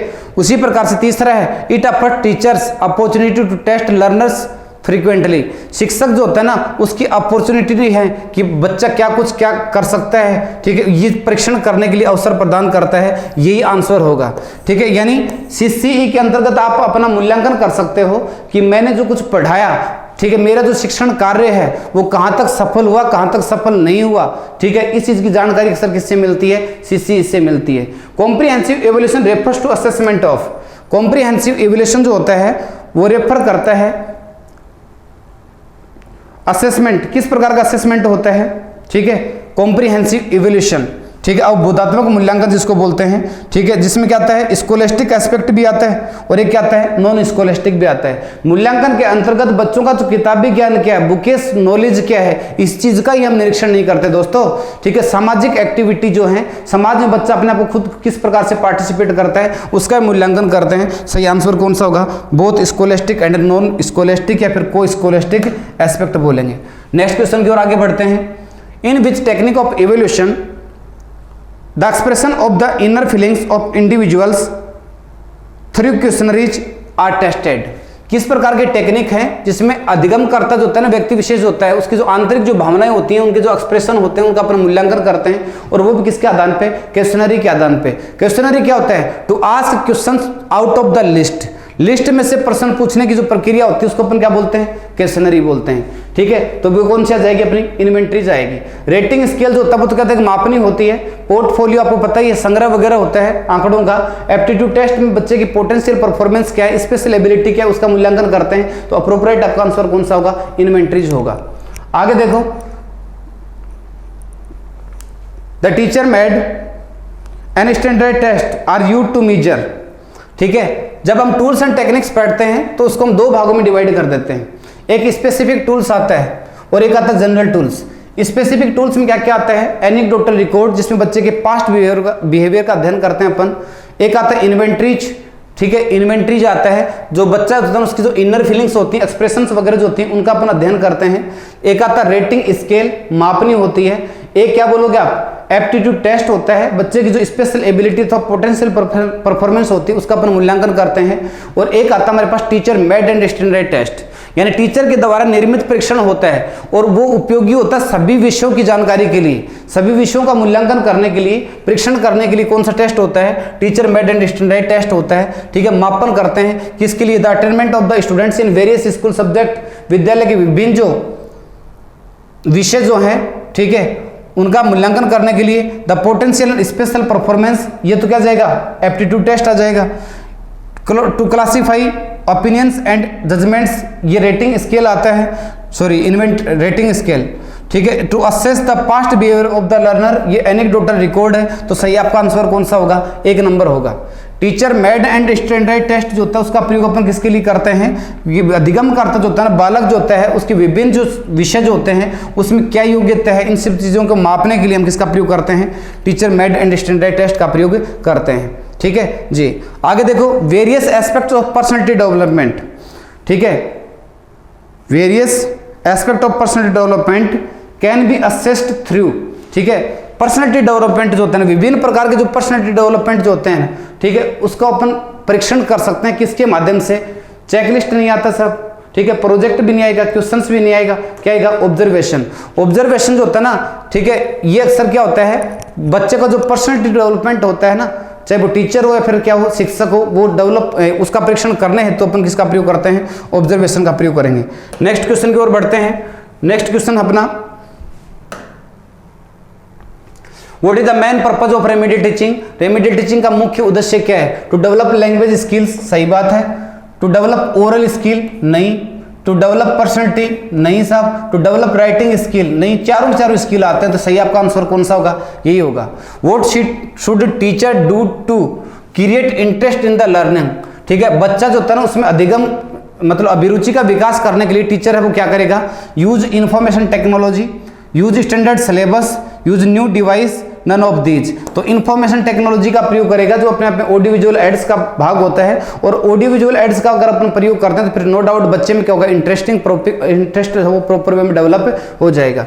इन multiple choice questions, choice is provide to the student, ठीक है। मल्टीपल चॉइस क्वेश्चन जो होते हैं ना, उसमें किस प्रकार की चॉइस होती है वो बच्चों को प्रदान की जाती है? तो मल्टीपल चॉइस ही होगा। मल्टीपल चॉइस क्वेश्चन है तो उसमें मल्टीपल ही तो होंगे ना, कि अनेक प्रकार की चॉइस मिलती हैं आपको, उनमें से किसी एक को क्या करना होता है? सिलेक्ट करना होता है, ठीक है। 4 ऑप्शन मिलते हैं, 5 मिलते हैं मान लो, तो उनमें से किसी एक का चुनाव करना होता है। Examination are more than test, ठीक है। एग्जामिनेशन जो होती है वो अधिक एक्सॉस्टिव होती है, किसकी तुलना में? टेस्ट की तुलना में। टेस्ट का आकार छोटा होता है, एग्जाम का आकार बड़ा होता है। टेस्ट के माध्यम से अपन प्रॉपर वे में क्या नहीं कर पाते? कोई निष्कर्ष नहीं निकाल पाते। एग्जाम के माध्यम से हम प्रॉपर वे में कोई निष्कर्ष निकाल सकते हैं। The skill which should be tested, कौन कौन से स्किल जिनका परीक्षण करना चाहिए? तो सीधी सी बात है, भाषा किसकी चारों ओर घूमती है? LSRW के। तो लिसनिंग, स्पीकिंग, रीडिंग और राइटिंग प्रत्येक का क्या करें? टेस्ट करें, परीक्षण करें। Proficiency evolution test for English literature include, अंग्रेजी शिक्षण के लिए प्रोफिशिएंसी एवोल्यूशन जो है वो उसमें के अंतर्गत इंक्लूड होता है। Test for comprehension idea, test for application, test for criticism, ठीक है। और उसी प्रकार से दे दिया अपना, क्या बोलोगे? टेस्ट फॉर क्रिटिसिज्म, ठीक है। तो आपका सही अप्रोप्रिएट आंसर क्या होगा? ऑल ऑफ दीज, सारे के सारे इसमें क्या हो जाएंगे? मान्य हो जाएंगे। नेक्स्ट क्वेश्चन की ओर बढ़ते हैं। नेक्स्ट क्वेश्चन अपना, for proficiency evolution of English language which skills are evaluated, ठीक है। कौन कौन से स्किल जो उसको अपन क्या करेंगे? इवेल्यूट करते हैं। एक दर का रिसेप्टिव स्किल्स, और रिसेप्टिव स्किल्स में पता है क्या आता है? एक तो लिसनिंग स्किल आता है, प्रोफिशिएंसी में LSRW चारों आते हैं, और एक क्या क्या अपना? रीडिंग। दूसरी बात, प्रोडक्टिव स्किल में क्या आता है? प्रोडक्टिव स्किल में स्पीकिंग, और एक क्या क्या अपना? राइटिंग। तो चारों प्रोफिशिएंसी जो टेस्ट होता है उसमें अपन चारों जो स्किल होते हैं उनका मूल्यांकन करते हैं, तो रिसेप्टिव भी आ जाएगा, क्या बोलते हैं? और प्रोडक्टिव भी आ जाएगा। या फिर एक ऑप्शन उसमें दे दे इनपुट स्किल्स, और एक में कह दे आउटपुट स्किल्स। तो रिसेप्टिव स्किल्स होते हैं उन्हीं को दोस्तों हम क्या बोलते हैं? इनपुट स्किल्स बोलते हैं, और प्रोडक्टिव स्किल्स होते हैं उन्हीं को हम क्या बोलते हैं? आउटपुट स्किल्स बोलते हैं। हाईली रिलायबल टेस्ट इज, जो सबसे ज्यादा सर्वाधिक विश्वसनीय परीक्षण होता है, ऑब्जेक्टिव टाइप होता है। MCQ जिसको बोल सकते हैं, मल्टीपल चॉइस क्वेश्चन बोल सकते हैं, क्योंकि मल्टीपल चॉइस क्वेश्चन जो होते हैं उसमें दोस्तों सही आंकड़े हैं वो सही रहेंगे, गलत आंकड़े गलत रहेंगे। 4 विकल्प आपको मिलेंगे, ठीक है। आपका आंसर अप्रोप्रिएट है तभी वो मान्य होगा। सब्जेक्टिव टाइप क्वेश्चन जो होते हैं वो सब्जेक्टिविटी को बढ़ावा देते हैं, और ऑब्जेक्टिव टाइप क्वेश्चन जो होते हैं वो अक्सर ऑब्जेक्टिविटी को बढ़ाते हैं। ऑब्जेक्टिव टाइप जो क्वेश्चन होते हैं वो फुल ऑफ ऑब्जेक्टिविटी होते हैं, फुल ऑफ रिलायबिलिटी होते हैं, और फुल ऑफ वैलिडिटी, वैधता से क्या होते हैं? भरपूर होते हैं। इसके अपोजिट अस्से टाइप क्वेश्चन आते हैं जो फुल ऑफ सब्जेक्टिविटी होते हैं, जिसमें रिलायबिलिटी और वैलिडिटी का क्या होता है? अभाव होता है।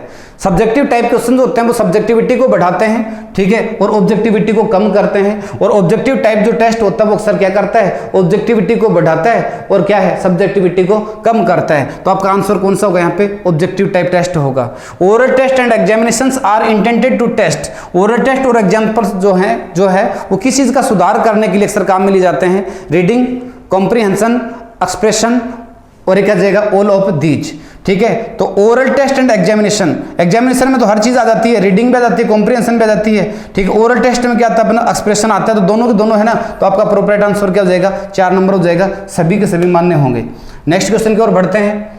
ए language proficiency test aims at measuring, a language proficiency test aims at measuring, ठीक है, कि लैंग्वेज प्रोफिशिएंसी है उसका उद्देश्य होता है कि वो मापन करे how much a learner learn over ए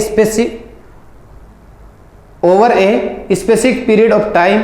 ठीक है, कि एक विशिष्ट जो समय होता है, समय की अवधि होती है, उसके दौरान बच्चे ने कितना सीखा है। A learner's knowledge of the whole language, बच्चे का संपूर्ण भाषा से संबंधित ज्ञान। A learner's knowledge of rules of speaking, ठीक है, बोलने के नियमों से संबंधित ज्ञान। ठीक है, और एक learners knowledge of the content of a book, कोई भी किताब जो होता है उसके कंटेंट से संबंधित जो ज्ञान होता है वो। तो पूरी होल लैंग्वेज के लिए तो लागू होगा ना, कॉमन सेंस यूज करो। ठीक है, आपका पर्सन सही हो जाएगा। And attainment test aims to measure, attainment test जो होता है ना, उपलब्धि परीक्षण जो होता है, वो किस चीज का मापन करने के लिए किया जाता है, how much a learner has learned और what he has been taught, कि अधिगमकर्ता जो वो कितना सीख चुका है। ठीक है, और क्या कुछ उसको पढ़ाया जा चुका है, इस चीज का मूल्यांकन करने के लिए। दूसरा है the reading ability of a learner, अधिगमकर्ता की जो स्पीकिंग एबिलिटी वो जांचने के लिए। ठीक है, इसमें एक में रीडिंग करवा दिया था हमने, ठीक है, एक में रीडिंग और एक में क्या करवा दिया, स्पीकिंग। सही आंसर कौन सा होगा, 1 नंबर होगा। ठीक है, एक गुड लैंग्वेज प्रोफिशिएंसी टेस्ट, एक अच्छा जो लैंग्वेज का जो दक्षता परीक्षण होता है, उसमें क्या होता है, is entirely made up of only one type of question, जिसमें एक ही टाइप के क्वेश्चन बने होते हैं। Focuses on 80 type question alone, केवल 80 टाइप क्वेश्चन होते हैं उनके ऊपर जोर दिया जाता है। Is completely based on objective type question, वो पूर्ण रूप से क्या होते हैं, ऑब्जेक्टिव टाइप क्वेश्चन जो होते हैं उन पर आधारित होते हैं। एक combination of objective type, short answer type and 80 type question, सब प्रकार के जो वाक्य होते हैं, प्रोफेशनल टेस्ट जो होते हैं ना, उसमें सब प्रकार के जो क्वेश्चन होते हैं ना, वही पूछेंगे, तब वो अक्सर क्या होगा, अच्छा होगा। ठीक है, तो इसमें सारे बिंदु आ जाएंगे, क्योंकि सब्जेक्टिव 80 टाइप क्वेश्चन जो होते हैं ना, ऑब्जेक्टिव टाइप क्वेश्चन जो होते हैं तो वैलिड और रिलायबल होते हैं। शॉर्ट आंसर टाइप क्वेश्चन जो होंगे, शॉर्ट आंसर टाइप जो क्वेश्चन होते हैं जो यूनिट टेस्ट और टर्म टेस्ट के लिए उपयोगी होंगे। और 80 टाइप क्वेश्चन जो होते हैं वो क्या होता है, सब्जेक्टिव टाइप जो टेस्ट होता है उसकी जानकारी के लिए। ठीक है, बच्चा क्या कुछ कितना लिख सकता है, ठीक है, वो जानने के लिए जरूरी है। तो आपका आंसर क्या होगा, 4 नंबर होगा। सबका कॉम्बिनेशन होता है। पेपर जो अपन बनाते हैं तो उसमें सब प्रकार के क्वेश्चन अगर डालें एग्जाम वगैरह में तो बेहतर होता है। अगला है which type of multiple choice test are used to test the knowledge of the facts and events of the peoples, कि किस प्रकार का जो टेस्ट होता है, जो तथ्य अथवा घटनाएं पे बच्चा जो होता है ना, उसके संदर्भ में जो घटनाएं होती हैं, तथ्य होती हैं, उनका ज्ञान जो होता है उसका मूल्यांकन करने के लिए मल्टीपल चॉइस टेस्ट जो होते हैं, ठीक है, उसके रूप में काम में लिया जाता है। एक आता है रिकॉग्निशन टेस्ट, एक है कंप्रीहेंशन टेस्ट, एक recall type test. Recall type test जो होते हैं वो क्या होते हैं, कंप्लीशन टाइप टेस्ट का बोल सकते हैं अपन इसको। ठीक है, जो अक्सर किस पे आधारित होते हैं, मेमोरी पे होते हैं। ठीक है, बच्चे की फैक्ट है या फिर जो भी घटना वगैरह जो होते हैं ना, उनकी रियलिटी क्या है, इसमें प्रश्न कैसे पूछे जाते हैं, इस टाइप से प्रश्न पूछ लिया, ऐसे क्वेश्चन पूछा और आगे लिखा is the capital of Haryana. Recall type test में क्वेश्चन ऐसे होते हैं, कहीं ब्लैंक मिलेगा आपको, उस ब्लैंक की पूर्ति करनी है, कैपिटल ऑफ हरियाणा, ये आ गया। तो इसका मतलब आपको यहाँ पे क्या करना है, फैक्ट और इवेंट के आधार पे ब्लैंक की पूर्ति करनी है। ठीक है, तो यहाँ पे क्या लिखोगे, Chandigarh is the capital of Haryana. ठीक है, किस पे आधारित हुआ, ये मेमोरी पे आधारित हुआ। अगला क्वेश्चन हमारा, testing used during interaction, testing used during interaction to aid in planning and diagnosis is known as. ठीक है, testing used during interaction to aid in planning and diagnosis is known as formative assessment. Formative assessment होते हैं दोस्तों, ठीक है, जब CC पर अपन पढ़ते हैं और सीसी में अपन देखते हैं क्या बोलते हैं, असेसमेंट का पढ़ते हैं, तो असेसमेंट 2 प्रकार के माने जाते हैं। एक तो क्या होता है फॉर्मेटिव असेसमेंट और दूसरा कौन सा, समेटिव असेसमेंट। फॉर्मेटिव असेसमेंट जो होता है वो अक्सर कंडक्ट करवाया जाता है स्कूल मैनेजमेंट के द्वारा। ठीक है, जो किस पे आधारित होता है, यूनिट पे आधारित होता है। तीसरी बात, इसकी संख्या कितनी होती है, 4 होती है। प्रत्येक की एग्रीगेट परसेंटेज कितनी होती है, 4 होती है। और चारों की अगर पूछ ले तो कितनी होती है, 40 होती है। वैसे अगर समेटिव टेस्ट के बारे में अपन जाने तो समेटिव टेस्ट जो होता है उसको कंडक्ट करवाता है वो CBSE करवाता है। ठीक है, जो कंप्लीट सिलेबस को कवर करता है, होल सिलेबस जो होता है उसको क्या करेगा, कवर करेगा। ठीक है, कितने होती हैं? साल में 2 बार आयोजित होता है। एक एकेडमिक सेशन जो होता है उसमें 2 बार समेटिव टेस्ट ऑर्गेनाइज किया जाता है। प्रत्येक समेटिव टेस्ट परसेंटेज कितना रखता है? 30%। और दोनों के अगर पूछें तो कितनी हो गई? 60% हो गई। यहाँ पे अप्रोप्रिएट आंसर कौन सा होगा आपका? Formative assessment. अगला है one of the purpose of evaluation of learners is, मूल्यांकन का एक उद्देश्य ये भी है असेसमेंट ऑफ टेक्स्ट बुक, जो भी किताब वगैरह जो होती हैं, ठीक है, उनका परीक्षण करें। Preparing A list of learners need, बच्चे की जरूरतें क्या क्या हैं, ठीक है, उनको तैयार करें, उनकी एक लिस्ट तैयार करें। Assessment of the learners attainment, मूल्यांकन का अंतर्गत यानी अधिगमकर्ता जो है उसकी उपलब्धियां क्या क्या हैं उनका परीक्षण करें। आइडेंटिफिकेशन ऑफ लैंग्वेज फंक्शंस, भाषा किस रूप से काम करती है उसका अपन उसकी पहचान करें। तो मूल्यांकन में अपन क्या करते हैं? अधिगमकर्ता जो होता है उसकी जो अटेनमेंट्स होती हैं, अचीवमेंट्स होती हैं, उपलब्धियां वगैरह जो होती हैं उनको एक्सेस करते हैं, मतलब उनका हम क्या करते हैं? परीक्षण करते हैं। तो फिर यहाँ पे आपका सही आंसर कौन सा होगा? यही होगा assessment of the learners attainments. ठीक है जी, इतना ही। पाणिनीय व्याकरणे स्वरा सन्ति, पाणिनीय व्याकरण में स्वर हैं। तो 21 और ये 22 या द्विचत्वारिंशत् 42। तो हमको जानना है कि जो पाणिनीय व्याकरण है उसमें 21, एकविंशति, द्वाविंशति, ये 21 और 22 की बात करता है। 21 और ये 22 की बात करता है। ये द्विचत्वारिंशत् 42 की बात करता है। ये 63, ये 63 और ये 64 की बात करता है। यहाँ पर षड्चत्वारिंशत्, ये 46 की बात करता है। अब यहाँ पर ये कहा गया है कि पाणिनीय व्याकरण में स्वर हैं। तो पाणिनीय व्याकरण में जो स्वर माने गए हैं कितने माने हैं? 21 और 22 माने हैं। इसके बाद में स्पृष्ट वर्णा सन्ति, स्पृष्ट वर्ण है। ये वैरल है, से है। तो ये जो वर्ण है ये तो कहलाए उष्म वर्ण, ये वर्ण स्वर कहलाए। और ये वैरल अंतस्थ कहलाए। और ये जो हैं ये स्पर्श वर्ण कहलाए, स्पर्श वर्ण। इसलिए स्पृष्ट वर्ण कौन कौन से हो गए? तैथ है, दैथ है, नहीं। अगला प्रश्न है मेल नाम कुरुत, मेल कीजिएगा। यत्न 2 प्रकार के होते हैं। आभ्यंतर 5 होते हैं और बाह्य यत्न 11 होते हैं। तो ये बन गया से ए बे, से ए बे, से ए बे। राइट आंसर क्या हो गया? ये हो गया। अगला प्रश्न पढ़ते हैं। मेल नाम कुरुत, मेल कीजिएगा। विद्या अमृतम अश्नुते, विद्या अमृतम अश्नुते। योग कर्मसु कौशलम, योग कर्मसु कौशलम। यहाँ तो कौन हो गया? द। यहाँ कौन हो गया? ए। योग कर्मसु कौशलम। माता भूमि पुत्रो अहम पृथिव्या, माता भूमि पुत्रो अहम पृथिव्या, ये बै बन गया। और ये कह रहा है माँ हृदय कस्विद धनम, किसी दूसरे के धन पर लालची मत बनो। तो ये बन गया से। द ए बै से, ये आंसर आएगा। द ए बै से, द ए बै से। राइट आंसर 3 हो जाएगा। अगला कह रहा है महाप्राणा भवंती, महाप्राण होते हैं। अब महाप्राणों की संख्या कितनी होती है? तो महाप्राणों की संख्या 20, 21, 13 या 14। तो महाप्राणों की संख्या कितनी होती है? 14 होती है। इसके बाद आगे बढ़े और आगे बढ़ने पर हमने सवाल पढ़ा कि मूर्धन्य वर्णनाम स्थानम भवति, मूर्धन्य वर्णों का स्थान होता है। तो मूर्धन्य वर्णों का स्थान कहाँ होता है? तालु और दंत के मध्य में मूर्धन्य वर्णों का स्थान होता है। इसके बाद में संस्कृत व्याकरण में मूल स्वराः, संस्कृत व्याकरण में मूल स्वर होते हैं। तो संस्कृत व्याकरण में मूल स्वर कितने होते हैं? 5। लिरि तुल सा नाम है ना, आपने ये पढ़ा होगा। लिरि तुल सा नाम दंतः, ये सूत्र है। इस सूत्र के अनुसार राइट आंसर क्या आएगा? से। ये 2। अगला आएगा मेल नाम कुरुत, मेल कीजिएगा। तो मेल करने पर हमको देखना है सर्वस्य लोचनम शास्त्रम, ये सर्वस्य लोचनम शास्त्रम। और सुभास्ते पंथान है संतु, सुभास्ते पंथाने संतु। और बुद्धि सर्वत्र भ्राजते, बुद्धि सर्वत्र भ्राजते। धर्मो विश्वस्य प्रतिष्ठाम जगत है, ये बन गया। तो बन गया ए बे दै से, कहाँ है? ए, बै, दै, से। इसका राइट आंसर यह हो गया। अगला सवाल है अघोष वर्ण नास्ति, अघोष वर्ण नहीं है। अब यहां कौन सा कह रहा है? अघोष वर्ण नास्ति, अघोष वर्ण नहीं है। तो अघोष वर्ण में कौन कौन सा है देखिएगा। अघोष वर्ण कौन कौन से हैं? कै, चे, टे और गे।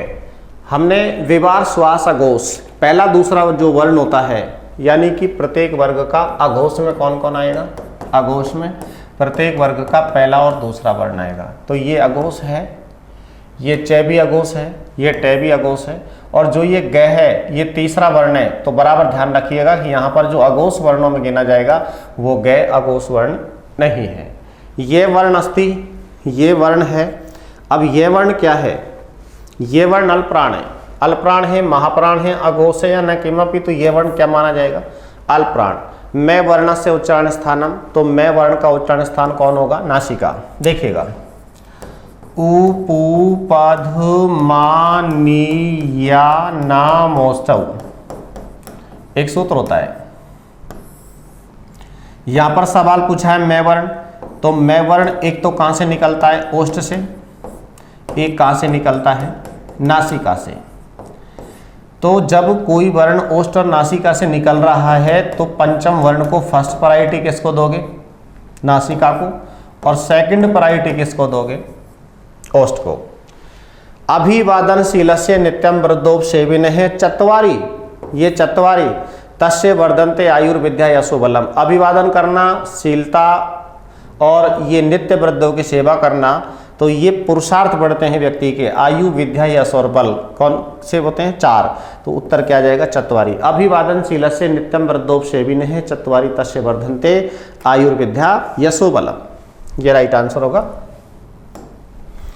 अगला प्रश्न है अध्यापक के गृह कार्यम ददाति, अध्यापक गृह कार्य देता है, शिक्षण के उपरांत देता है, स्व शिक्षणम परीक्षणाएं, अपने शिक्षण को जांचने के लिए देता है, और छात्राणाम उपलब्धि परीक्षणाएं, छात्र की उपलब्धि को जांचने के लिए देता है। तीनों ही आंसर सही है, तो बराबर राइट आंसर क्या हो जाएगा? एतानि सर्वाणि। असत्य कथनम चिनुत, असत्य कथन का चयन कीजिए।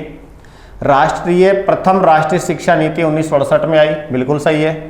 द्वितीय राष्ट्रीय शिक्षा नीति 1986 में आई, बिल्कुल सही है। तृतीय राष्ट्रीय शिक्षा नीति 2020 में आई, बिल्कुल सही है। चतुर्थ राष्ट्रीय शिक्षा नीति नहीं आई, तो बराबर इसका राइट आंसर असत्य में यही हो जाएगा। शास्त्रीय भाषाया अध्ययनोपरि बलम प्रदत्तम, शास्त्रीय भाषा के अध्ययन और अध्ययनापन के ऊपर जो बल दिया था वो किसने दिया था? राममूर्ति आयोग ने दिया था। अगला प्रश्न है पाठ्यक्रम में भवित, पाठ्यक्रम होना चाहिए विद्यालय के अनुसार, संस्था प्रधान के अनुकूल, प्रत्येक वातावरण के अनुसार या ग्रामीण छात्रों के अनुसार। तो पाठ्यक्रम हमेशा प्रत्येक वातावरण के अनुसार होना चाहिए। छात्राणाम सर्वांगीण विकासाय विद्यालय से संपूर्ण जीवनम एवं भवति, छात्रों के सर्वांगीण विकास के लिए विद्यालय का संपूर्ण जीवन ही पाठ्यक्रमों भवंती या पाठ्यक्रम होते हैं। क्या होता है? पाठ्यक्रम होता है। विद्यालय का संपूर्ण जीवन क्या माना है? पाठ्यक्रम को माना है। 10वीं कक्षा या पाठ्य पुस्तक से नाम, 10वीं कक्षा की जो पाठ्य पुस्तक है उसका नाम क्या है? स्पंदना। ये स्पंदना किताब का नाम है, कक्षा 10 में चलने वाली। अगला प्रश्न है विषय सूची सहाय्यम करोति, विषय सूची सहायता करती है। तो विषय सूची छात्र की सहायता करती है, प्रधानाचार्य की करती है या अध्यापक की करती है, पाठ्यपुस्तक निर्माण समिति का। तो विषय सूची अध्यापक की सहायता करती है। गृह कार्यम प्रदानिन छात्रेषु, गृह कार्य प्रदान करने से छात्रों में आत्मविश्वास का विकास होता है, स्वाध्याय की प्रवृत्ति आती है तथा सृजनात्मकता का विकास होता है। और एतानि सर्वाणि, तो गृह कार्य प्रदान करने से छात्रों में एतानि सर्वाणि ये सभी का विकास होता है। एको शिक्षक 9वीं कक्षायां मनोवैज्ञानिक सिद्धांतानुसारम गृह कार्यम न ददाति, एक शिक्षक 9वीं कक्षा में मनोवैज्ञानिक सिद्धांतों के अनुसार गृह कार्य नहीं दे रहा है। एतेन कृतेन, ऐसा करने से छात्राणाम, छात्रों के मौलिक चिंतन के ऊपर नकारात्मक प्रभाव पड़ेगा, बिल्कुल पड़ेगा। तर्क शक्ति पर नकारात्मक प्रभाव पड़ेगा, बिल्कुल पड़ेगा, पड़ता है। तो इसका राइट आंसर क्या हो जाएगा? उभयोग। यानी कि अगर मनोवैज्ञानिक सिद्धांतों के अनुसार गृह कार्य नहीं दिया गया तो बालकों की मौलिक चिंतन और तर्क शक्ति पर क्या पड़ने लग जाएगा, नकारात्मक प्रभाव पड़ने लग जाएगा, ये नहीं होगा। अगला सवाल है, मंजूषाते है पदम चित्वा मंजूषा से, यानी कि पेटिका से और पद चुन करके आपको ये देखना है कि पूर्तिम रिक्त स्थान से पूर्तिम कृत्वा, रिक्त स्थान की पूर्ति करके पूर्ण करो। पूर्ण क्या करोगे, इति निर्देशनम दीयते, ऐसा मंजूषा से, यानी कि आपने देखे होंगे कि कुछ सवाल मंजूषा से चयन करने होते हैं, जिनके आंसर मंजूषा से देख करके पूरे करने होते हैं, है ना। तो ये जो आ जाएंगे, ये आ जाएंगे तुम्हारी रचनात्मक कार्य में। इस प्रकार से ऐसे मंजूषा दे दी जाती है। अध्यापक है, छात्र है, पुस्तक है ना, और ग्राम्य है, ऐसे ऐसे ऐसे दे दी जाती है। अब इसमें से छांटो और रिक्त स्थान की पूर्ति करो, इसे बोलते हैं मंजूषा से। तो वो रचनात्मक कार्य में पूछा जाएगा। विषय सूची अंतर्गते भवती, विषय सूची के अंतर्गत होता है, तो विषय सूची के अंतर्गत न भवती, ये पूछ रहा है न भवती विषय सूची के अंदर नहीं होता है। तो विषय सूची के अंदर क्या नहीं होता है, पृष्ठ संख्या का निर्देश बिल्कुल होता है। पठितांशाव बोधनम पाठानाम निर्देश, पढ़े गए पाठों के अंशों के अवबोधन रूपी पाठों के निर्देश बिल्कुल होते हैं। व्याकरण का निर्देश दिया है, कितने पेज पे, ये व्याकरण है। लेकिन पाठ का परिचय नहीं होता। ये जो पाठ परिचय होता है या कवि परिचय होता है, ये पाठ परिचय या कवि परिचय ये कहाँ होता है, ये लेसन में होता है ना। तो ये लेसन के अंदर होता है, तो बराबर विषय सूची के अंतर्गत कवि परिचय या पाठ परिचय नहीं होता है, इसका कोई निर्देश नहीं होता। 10वीं कक्षा या छात्र वंश है, यानी कि 10वीं कक्षा का जो छात्र वंश है ना, वह संस्कृत पाठ्य पुस्तक से पंचम पाठ है। संस्कृत पाठ्य पुस्तक के पंचम पाठ, जिस पाठ का नाम क्या है, अर्थो ही कन्या परकीयेव इति अध्ययनम करोति, इसका अध्ययन करता है। सह छात्र अध्ययनम करोति, वह छात्र किसका अध्ययन कर रहा है, यानी कि 10वीं कक्षा का एक पाठ है अर्थो ही कन्या परकीयेव, उसको पढ़ रहा है वंश नाम का छात्र। तो वो क्या कर रहा है, पठितांशाव बोधनम पाठन से अध्ययनम करोति, पढ़े हुए अंशात्मक अवबोधन पाठ का क्या कर रहा है, अध्ययन कर रहा है। तो इसका राइट आंसर क्या हो जाएगा, पठितांशाव बोधनम पाठस्य अध्ययनम करोति छात्र है। फिर गद्यांश से उचित शीर्षकम लिखतु, गद्यांश का उचित शीर्षक लिखिए। अस्य प्रश्न से समाधानार्थम, इस प्रश्न का समाधान के लिए छात्र अध्ययनम करिष्यति, छात्र अध्ययन करेगा। देखो ये कह रहा है गद्यांश का उचित शीर्षक लिखिए। यहाँ पर गद्यांश लिखने की आवश्यकता नहीं है। आपने अपठितांशा बोधनम में गद्यांश पढ़े होंगे, तो गद्यांश का जो पहला प्रश्न होता है वो ये कह रहा है कि गद्यांश का उचित शीर्षक लिखिए। ये ऐसे प्रश्नों के समाधान के लिए बालक क्या पढ़ रहा है या अध्यापक क्या पढ़ा रहा है, तो यहाँ पर ये जो आएगा अपठितांशा बोधनम जैसी स्थिति आएगी। तो यहाँ पर हमको देखना है कि गद्यांश का उचित शीर्षक लिखने के लिए ऐसे जो प्रश्न बनेंगे वो सब अपठितांशा बोधनम में बनेंगे। गद्यांश देने की कोई आवश्यकता नहीं है। ये प्रश्न पूछा है कि गद्यांश का उचित शीर्षक लिखो, ऐसे प्रश्नों को आप किस में पढ़ोगे, तो किस में पढ़ोगे, अपठितांशा बोधनम में पढ़ोगे। अगला प्रश्न है पाठ्य पुस्तकेषु उल्लेखितम न भवति, पाठ्य पुस्तकों में उल्लेखित नहीं होता है। संस्करण का नाम बिल्कुल होता है, विद्यालय का नाम पाठ्य पुस्तकों में उल्लेखित नहीं होता है। प्रकाशक का नाम बिल्कुल होता है, मुद्रकस्य नाम मुद्रक का नाम होता है, बिल्कुल विद्यालय का नाम लिखने की आवश्यकता नहीं होती। बराबर यही इसका क्या हो जाएगा आंसर। इसलिए पाठ्य पुस्तकों में क्या उल्लेखित नहीं होता, विद्यालय का नाम। नूतन राष्ट्रीय शिक्षा नीति के अनुसार अर्थात एनईपी 2020 के अनुसार कौन सी वर्ष तक पर्यंतम तक शिक्षणम व्यवस्था मातृभाषायाम एव भवेत्। एनईपी 2020 तक ये व्यवस्था की है कि जो पंचमी कक्षा है ना, पंचमी कक्षा तक की भाषा केवल आपको मातृभाषा में ही देनी होगी, ये इन्होंने व्यवस्था की है। एक वर्ग की भुजा 8 सेंटीमीटर है, क्षेत्रफल ज्ञात कीजिए। वर्ग की भुजा दे रखी आपको a बराबर 8 सेंटीमीटर है। वर्ग का एरिया क्या होता है, वर्ग का क्षेत्रफल होता है भुजा स्क्वायर। मतलब 8 का स्क्वायर कितना हो जाएगा 64 सेंटीमीटर स्क्वायर या वर्ग सेंटीमीटर। देखो ये 64 सेंटीमीटर है, ये नहीं होगा, 64 वर्ग सेंटीमीटर होगा। ठीक है, नेक्स्ट अगला क्वेश्चन है, एक आयत की लंबाई 10 सेंटीमीटर और चौड़ाई 15 सेंटीमीटर है, तो आयत का क्षेत्रफल क्या होगा? आयत का क्षेत्रफल होता है लंबाई इंटू चौड़ाई। 10 इंटू 15 बराबर कितना आ जाएगा 150 सेंटीमीटर स्क्वायर या वर्ग सेंटीमीटर। 150 सेंटीमीटर नहीं हो सकता, वर्ग सेंटीमीटर इसका क्या माना जाएगा? आंसर माना जाएगा। एक वर्ग का परिमाप 128 सेंटीमीटर है, वर्ग का क्षेत्रफल ज्ञात कीजिएगा।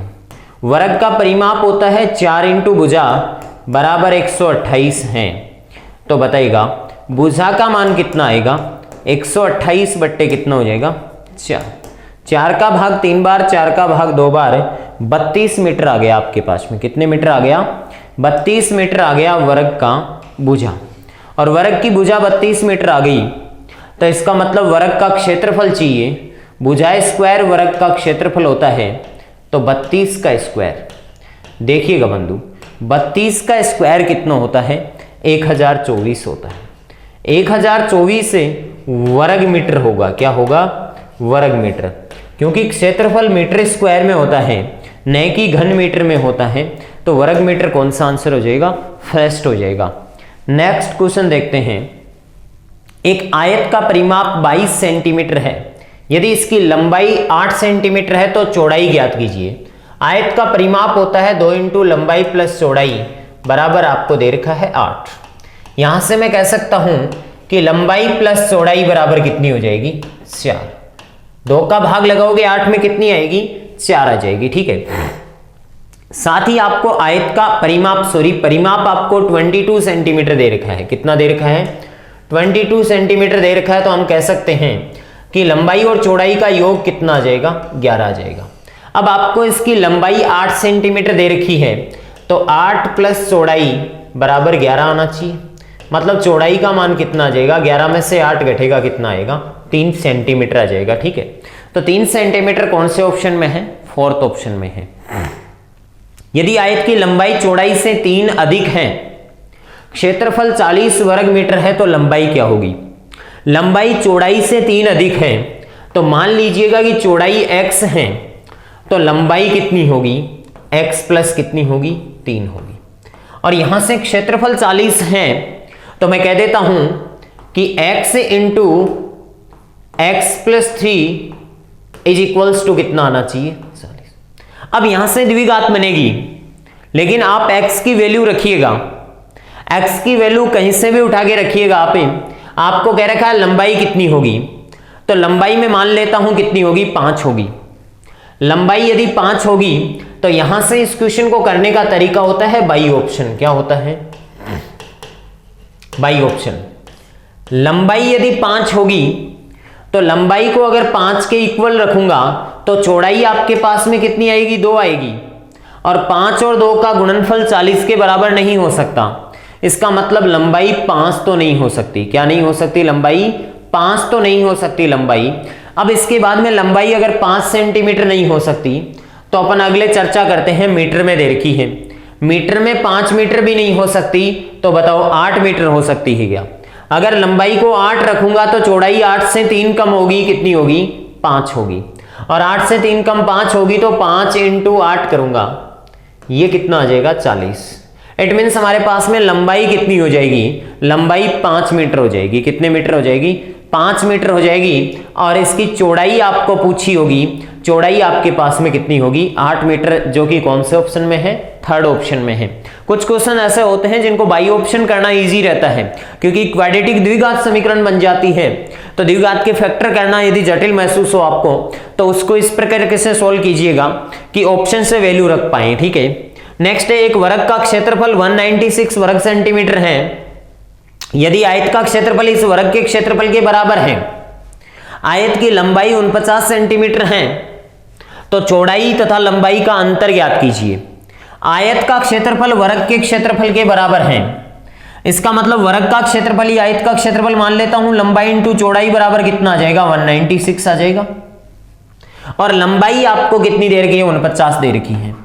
49 इंटू बी बराबर कितने दे दूं मैं, 96, 196, और बी का मान आ जाएगा 196 अपॉन में कितना, 49, और 49 का डिवाइड करोगे आप तो कितनी बार जाएगा, ये 4 बार भाग जाएगा। मतलब आपके पास में चौड़ाई आ गई कितनी, 4, चौड़ाई 4 आ गई, और लंबाई कितनी दे रखी है आपको, 49 दे रखी है। तो बताइएगा 49 और 4 का जैसे ही मैं अंतर करूंगा मेरे पास में वैल्यू आएगी कितनी, 45। तो लंबाई और चौड़ाई का अंतर कितना आ जाएगा, 45 आ जाएगा, जो कि राइट आंसर माना जाएगा। नेक्स्ट क्वेश्चन क्या है हमारे पास में, देखिएगा, दो घनों के आयतनों का अनुपात 64:125 है, इनकी भुजाओं का अनुपात क्या होगा। मतलब पहले की भुजा ए मान लूं और दूसरे की भुजा बी मान लूं, तो इनके आयतनों का अनुपात है 64:125 है। तो भुजाओं का अनुपात निकालना है ए अनुपात बी। तो ए और बी प्राप्त करने के लिए हमें घनमूल लेना पड़ता है, और घनमूल लेना पड़ता है तो बताओ 64 का घनमूल कितना आएगा, 4, और 125 का घनमूल कितना आएगा, 5। ये कौन सा अनुपात होता है, एक तरीके से घनमूलानुपात होता है। कौन सा अनुपात होता है, घनमूलानुपात होता है, जो ए अनुपात बी आ जाता है हमारे पास में 4:5। तो बताइएगा इनकी भुजाओं में अनुपात कितना होगा, तो भुजाओं में अनुपात कितना होगा, 4 कितना होगा, 5 होगा। यहां पे भी ये क्या दे रखा है, अनुपात दे रखा है, ठीक है। नेक्स्ट, किसी आयताकार खेत के विकिरण 13 सेंटीमीटर तथा इसका परिमाप 34 सेंटीमीटर है, तो खेत का क्षेत्रफल ज्ञात कीजिएगा। जब भी कुछ इस प्रकार के क्वेश्चंस आपके सामने आए जिसमें आपको विकिरण दे रखा है 13 सेंटीमीटर, तो आपको समकोण त्रिभुज को कंसीडर करना होता है। और एक बार टैली कर लीजिएगा कि अगर समकोण त्रिभुज की भुजा 12 और 5 हो तो कर्ण हमेशा 13 आता है कि नहीं आता है, बिल्कुल आता है। 13 का स्क्वायर 196, 12 के स्क्वायर और 5 के स्क्वायर के योग के बराबर आता है। और देख लीजिएगा कि यहां से परिमाप 12 और 5 कितना, 17 का डबल करोगे 34 आएगा। इसका मतलब क्षेत्रफल निकालना है तो एरिया निकालना है, तो एरिया आप डायरेक्ट निकाल सकते हो। आप 12 इंटू क्या कर लो, 5 बराबर कितना आ जाएगा, 60। और सेंटीमीटर में दे रखा है तो 60 वर्ग सेंटीमीटर आ जाएगा, जो कि कौन से ऑप्शन में है, फर्स्ट ऑप्शन में है। सेकंड ऑप्शन में सिर्फ सेंटीमीटर दे रखा है, जबकि क्षेत्रफल जो होता है वो वर्ग सेंटीमीटर या वर्ग मीटर में आता है। एक आयताकार खेत का परिमाप 1 मील है, इसकी लंबाई 500 मीटर है, तो इसकी चौड़ाई ज्ञात कीजिएगा। परिमाप आपको 1 मील दे रखा है, 2 इंटू लंबाई प्लस चौड़ाई की वैल्यू दे रखी है आपको। और आपको पता होना चाहिए बंधु, एक जो मील होता है वो लगभग 1600 मीटर के बराबर होता है। किसके मीटर बराबर होता है, 1600 मीटर के बराबर होता है। और ये अप्रोक्सीमेट वैल्यू होती है, लगभग होती है, ठीक है, क्योंकि 1 मील में लगभग 1.6 किलोमीटर होता है। इसी प्रकार से 1.6 किलोमीटर को अपन 1600 मीटर बोल सकते हैं। जैसे पाई का अप्रोक्सीमेट वैल्यू लेते हैं, उसी प्रकार से 1 मील का अप्रोक्सीमेट वैल्यू 1600 मीटर ले सकते हैं। आपको इसकी लंबाई 500 दे रखी है, तो बताओ अगर मुझे L और B में से एक वैल्यू दे रखी है, L और B में से एक वैल्यू दे रखी है और दूसरी वैल्यू निकालनी है, तो 2 को उधर ट्रांसफर कर दूंगा, L प्लस B बराबर 1600 मीटर में 2 का भाग दूंगा, कितना मीटर आ जाएगा, 800 मीटर आ जाएगा। और एक की वैल्यू 500 है, घटा लूंगा तो बताओ चौड़ाई कितनी आएगी, 800 में से कितना घटा लूं, 500 बराबर कितना मीटर आ गया, 300 मीटर चौड़ाई आ जाएगी। इसकी कितनी आ जाएगी, 300 मीटर आयताकार खेत की क्या आ जाएगी, चौड़ाई आ जाएगी। नेक्स्ट क्वेश्चन के बारे में चर्चा करते हैं। नेक्स्ट क्वेश्चन कह रहा है, एक आयताकार मैदान की लंबाई 40 मीटर और चौड़ाई 30 मीटर है। इसके चारों ओर बाहरी ओर 5 मीटर का घास लगाई जाए तो घास लगाई जाने वाली सतह का क्षेत्रफल क्या होगा। आयताकार मैदान की लंबाई और चौड़ाई दे रखी है आपको, लंबाई आपको 40 दे रखी है और चौड़ाई आपको 30 दे रखी है।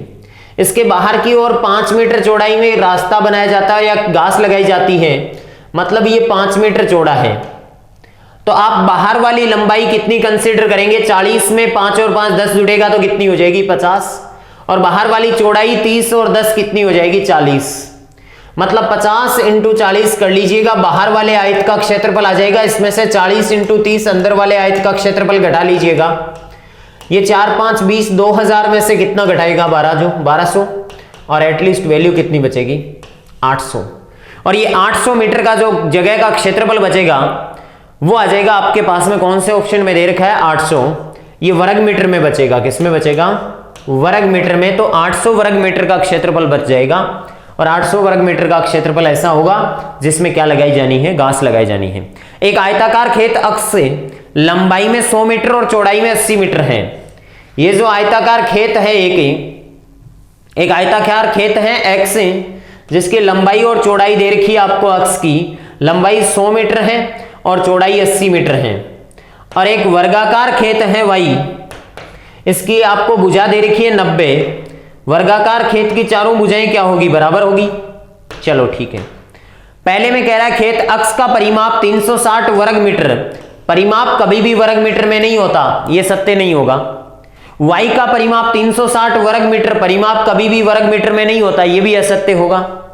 खेत x तथा y का परिमाप बराबर एवं 360 वर्ग मीटर है। इस प्रकार का एग्जाम में भी प्रश्न आ चुका है। ये वर्ग सेंटीमीटर और वर्ग मीटर में परिमाप कभी नहीं होते। नेक्स्ट कह रहा है खेत x तथा y का परिमाप बराबर एवं 360 मीटर है। देखो इसमें मीटर दे रखा है। ये 180 का डबल 360 होगा और इधर भी 9 चौक 36 360 परिमाप होगा। तो अगर इकाई का ज्ञान है तो भी इस क्वेश्चन को किया जा सकता है कि परिमाप कभी भी वर्ग मीटर या वर्ग सेंटीमीटर में नहीं होता। नेक्स्ट क्वेश्चन की चर्चा करते हैं।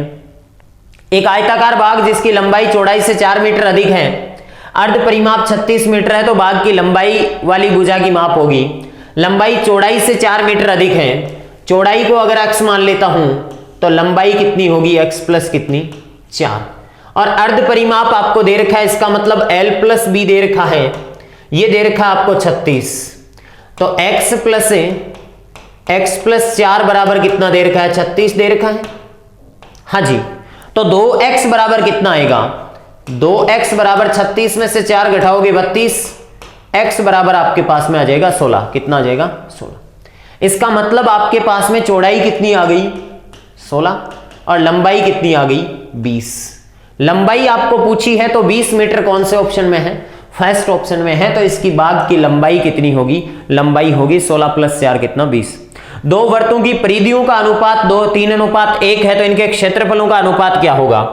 पहले वर्त की परिधि 2 पाई कैपिटल R मान लेता हूं और दूसरे वर्त की परिधि 2 पाई स्मॉल r मान लेता हूं। ये दे रखा है हमें 3:1। 2 पाई से 2 पाई कट जाएगा, मतलब R/R कितना है, 3:1। क्षेत्रफलों का अनुपात पूछा है तो पहले वर्त का क्षेत्रफल कैपिटल R स्क्वायर और दूसरे वर्त का क्षेत्रफल pi into small r square. Pi से पाई कैंसिल आउट हो जाएगा, r की वैल्यू 3 रखेंगे तो 3 का स्क्वायर अनुपात 1 का स्क्वायर, और ये आ जाएगा 9:1 आ जाएगा इसका राइट आंसर। और ये 9:1 कौन से ऑप्शन में है, सेकंड ऑप्शन में है, तो ये राइट माना जाएगा। नेक्स्ट क्वेश्चन की चर्चा करना चाहते हैं। एक वर्ग का परिमाप 4a + 8 इकाई है तो उसका क्षेत्रफल क्या होगा। वर्ग का परिमाप होता है 4 गुना भुजा, और 4 गुना भुजा दे रखा है 4a + 8। 4 का भाग लगेगा तो भुजा कितनी आ जाएगी, भुजा आ जाएगी a + 2। कितनी आएगी, a + 2। वर्ग का क्षेत्रफल क्या होता है, वर्ग का क्षेत्रफल होता है भुजा का स्क्वायर, और भुजा आपको दे रखी है a + 2, और a + 2 का स्क्वायर करूंगा तो a² + 2ab, a into B का मान 2 है, प्लस b का स्क्वायर, a² + 4a + 4। और ये कौन से ऑप्शन में है, a² + 4a + 4 है, ये फर्स्ट ऑप्शन में है, वर्ग इकाई में आंसर आएगा। एक वर्ग का विकिरण 5√2 है। वर्ग का विकिरण होता है a√2 और वो दे रखा है 5√2।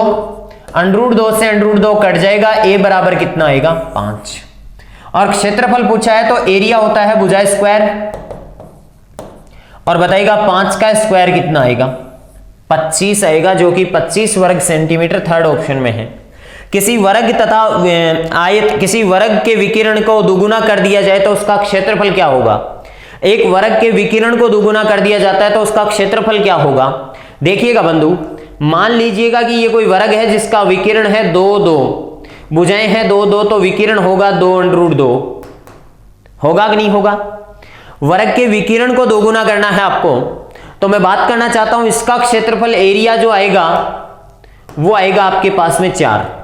और नेक्स्ट अगला वर्ग है जिसमें विकिरण को डबल कर दिया जाता है, तो ये 4√2 हो जाएगा। इसका मतलब भुजा इसकी कितनी हो जाएगी, 4 और 4 भुजा होगी तो एरिया कितना होगा, 16। कितने गुना हो गया, 4 गुना। कितने गुना हो गया? 4 गुना। तो वर्ग का दिए गए वर्ग का क्षेत्रफल कितने गुना हो जाएगा? 4 गुना हो जाएगा। जब विकिरण को दोगुना करते हैं तो क्षेत्रफल कितने गुना हो जाता है? 4 गुना। एक त्रिभुज की भुजाओं की माप दे रखी है, त्रिभुज का क्षेत्रफल, यहां से हमें यह पहचानना आना चाहिए कि ये समकोण त्रिभुज की भुजाओं को निरूपित कर रहे हैं कि नहीं कर रहे हैं। ये 13 इसको 12 मान लो और इसको 5 मान लो, तो समकोण त्रिभुज का क्षेत्रफल होता है 1/2 इंटू आधार 12 इंटू ऊंचाई कितनी 5, 2 का भाग 6 बार, और ये कितना आ जाएगा? 30 आ जाएगा। 30 वर्ग सेंटीमीटर कौन से ऑप्शन में है? फर्स्ट ऑप्शन में है। तो फर्स्ट ऑप्शन इसका क्या माना जाएगा? राइट माना जाएगा। अगर किसी ऑप्शन में वर्ग सेंटीमीटर नहीं है तो वो आंसर गलत माना जाता है, क्योंकि सेंटीमीटर कहना गलत होता है, ठीक है। जिस ऑप्शन में वर्ग सेंटीमीटर है वो राइट माना जाएगा। एक वर्ग तथा आयत का परिमाप समान है, क्षेत्रफल किसका ज्यादा होगा? देखिएगा बंधु, ये एक वर्ग ले लेता हूं मैं और इस वर्ग का परिमाप मैं ले लेता हूं 16, 4 4 4 और 4, तो यहां से इसका परिमाप कितना आएगा?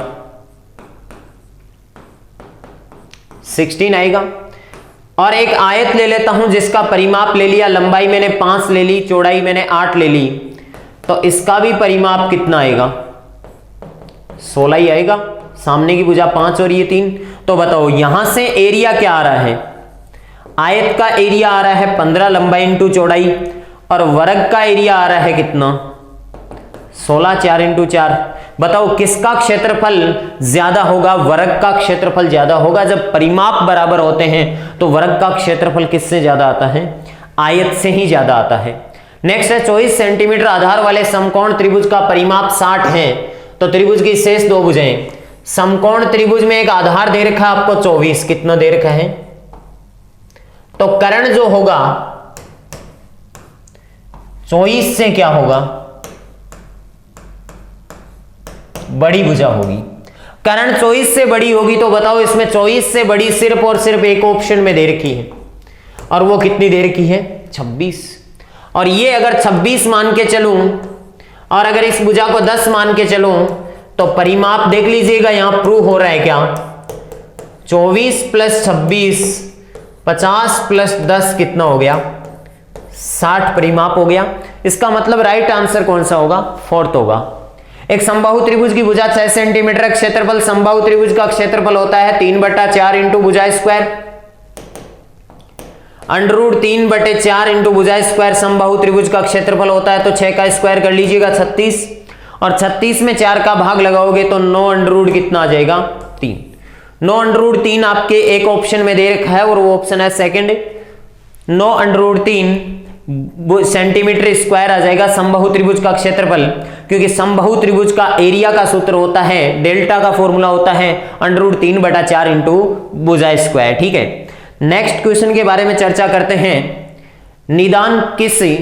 निदान किसी कठिनाई का उसके चिन्हों या लक्षणों से ज्ञान प्राप्त करने की कला है। यह तथ्यों पर आधारित कठिनाई का स्पष्टीकरण है। किस गणितज्ञ द्वारा निदानात्मक परीक्षण की परिभाषा दी थी? तो वो थी योकम और सिम्पसन ने, ठीक है।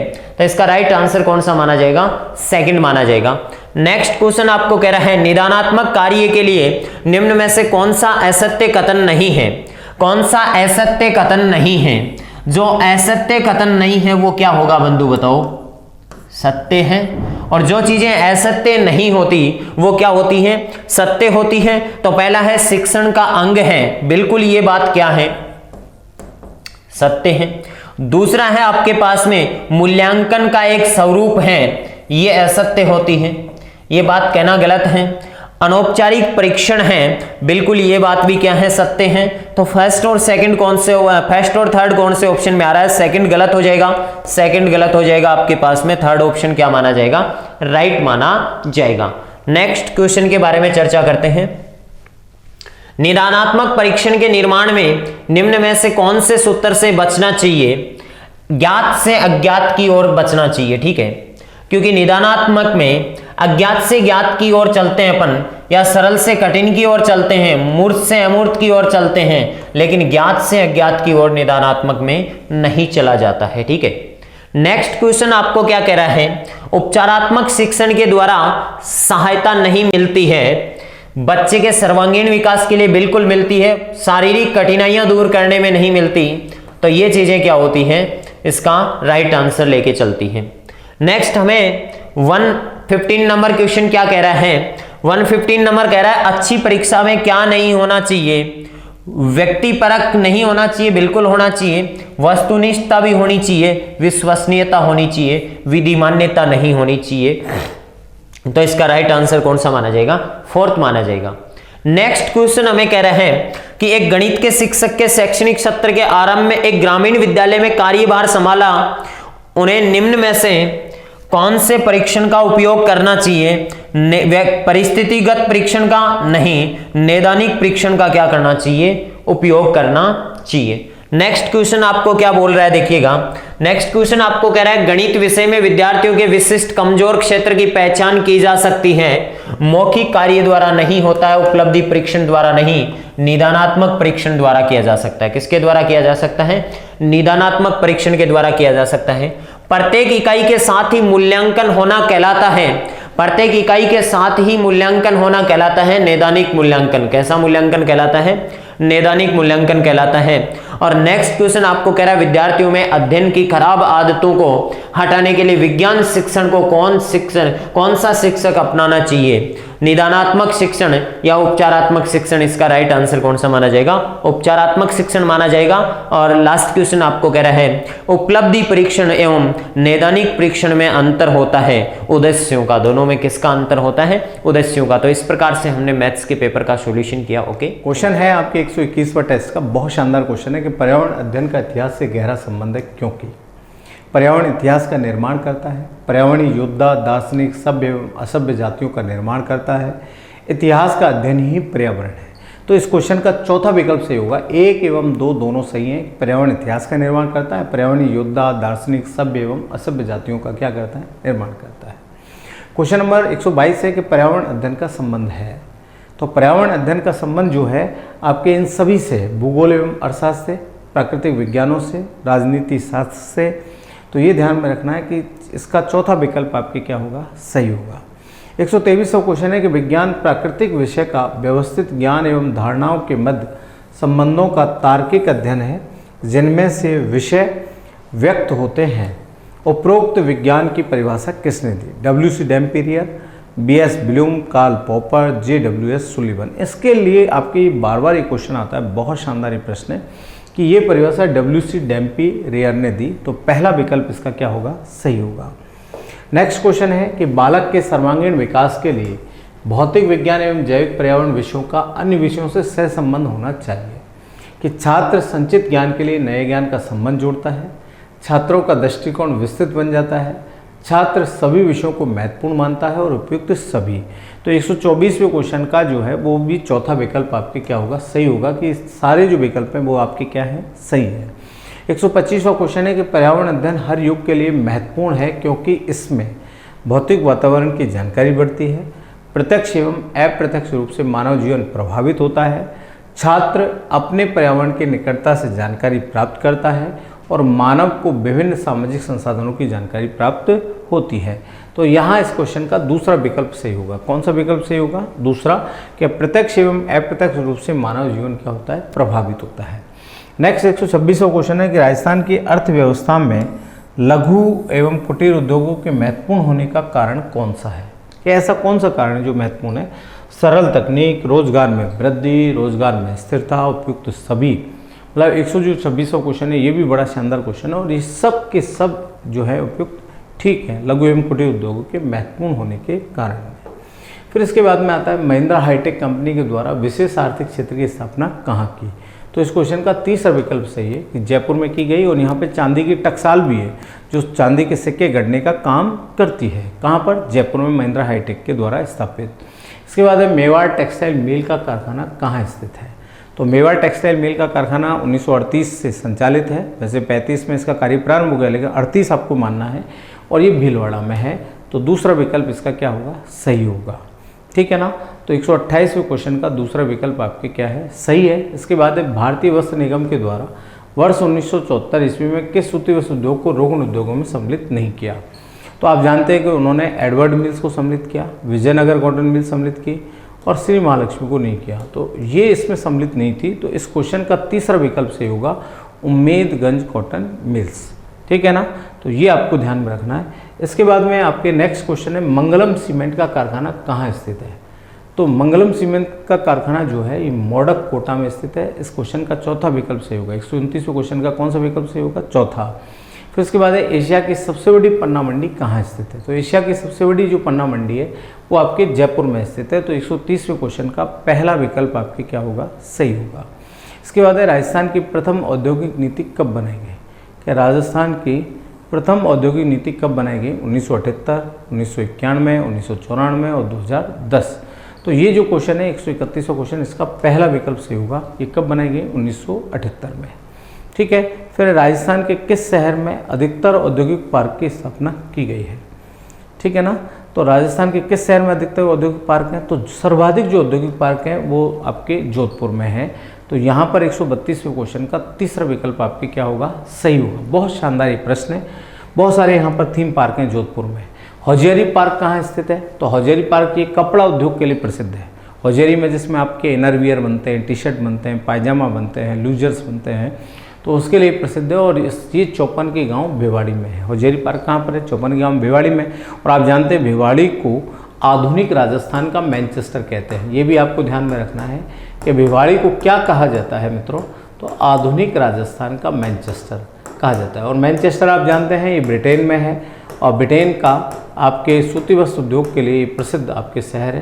तो आधुनिक राजस्थान का मैनचेस्टर भिवाड़ी को कहा जाता है। किसे कहा जाता है? भिवाड़ी को कहा जाता है। ये भी आपको ध्यान में रखना है। फिर है राजस्थान में किस स्थान पर स्टोन पार्क स्थित नहीं है। मतलब ऐसा कौन सा स्थान है जहाँ पर स्टोन पार्क नहीं है? तो मंडौर जोधपुर में है, सिकंदरा दौसा में है, तलवाड़ा बांसवाड़ा में है, लेकिन कनकपुरा जयपुर में नहीं है। तो कनकपुरा जयपुर किसके लिए प्रसिद्ध है? तो यहाँ पर सूचना प्रौद्योगिकी पार्क है। कनकपुरा जयपुर में कौन सा पार्क है? तो ध्यान में रखें कि यहाँ पर सूचना प्रौद्योगिकी पार्क है। ठीक है ना, तो ये चीज़ आपको ध्यान में रखनी है कि राजस्थान का सूचना प्रौद्योगिकी पार्क कहाँ पर है? तो कनकपुरा जयपुर में है। ठीक है ना। इसके बाद क्वेश्चन है कि राजस्थान के इतिहास में किस लोक देवता को लक्ष्मण जी का अवतार माना जाता है? रामदेव जी, पाबू जी, कल्ला जी, तेजा जी। मतलब इतना शानदार प्रश्न बनाया है कि किस लोक देवता को लक्ष्मण जी का अवतार माना जाता है। ठीक है, आप तो मैंने ये क्वेश्चन बोला और आपका आंसर तुरंत होगा क्योंकि एक्सपर्ट्स ने क्वेश्चन ही ऐसा बनाया है आपके। तो 135वां जो क्वेश्चन है इसका दूसरा विकल्प सही होगा कि पाबू जी को जो है वो माना गया है। किसको माना गया है? पाबू जी को लक्ष्मण जी का इतिहास अवतार माना जाता है।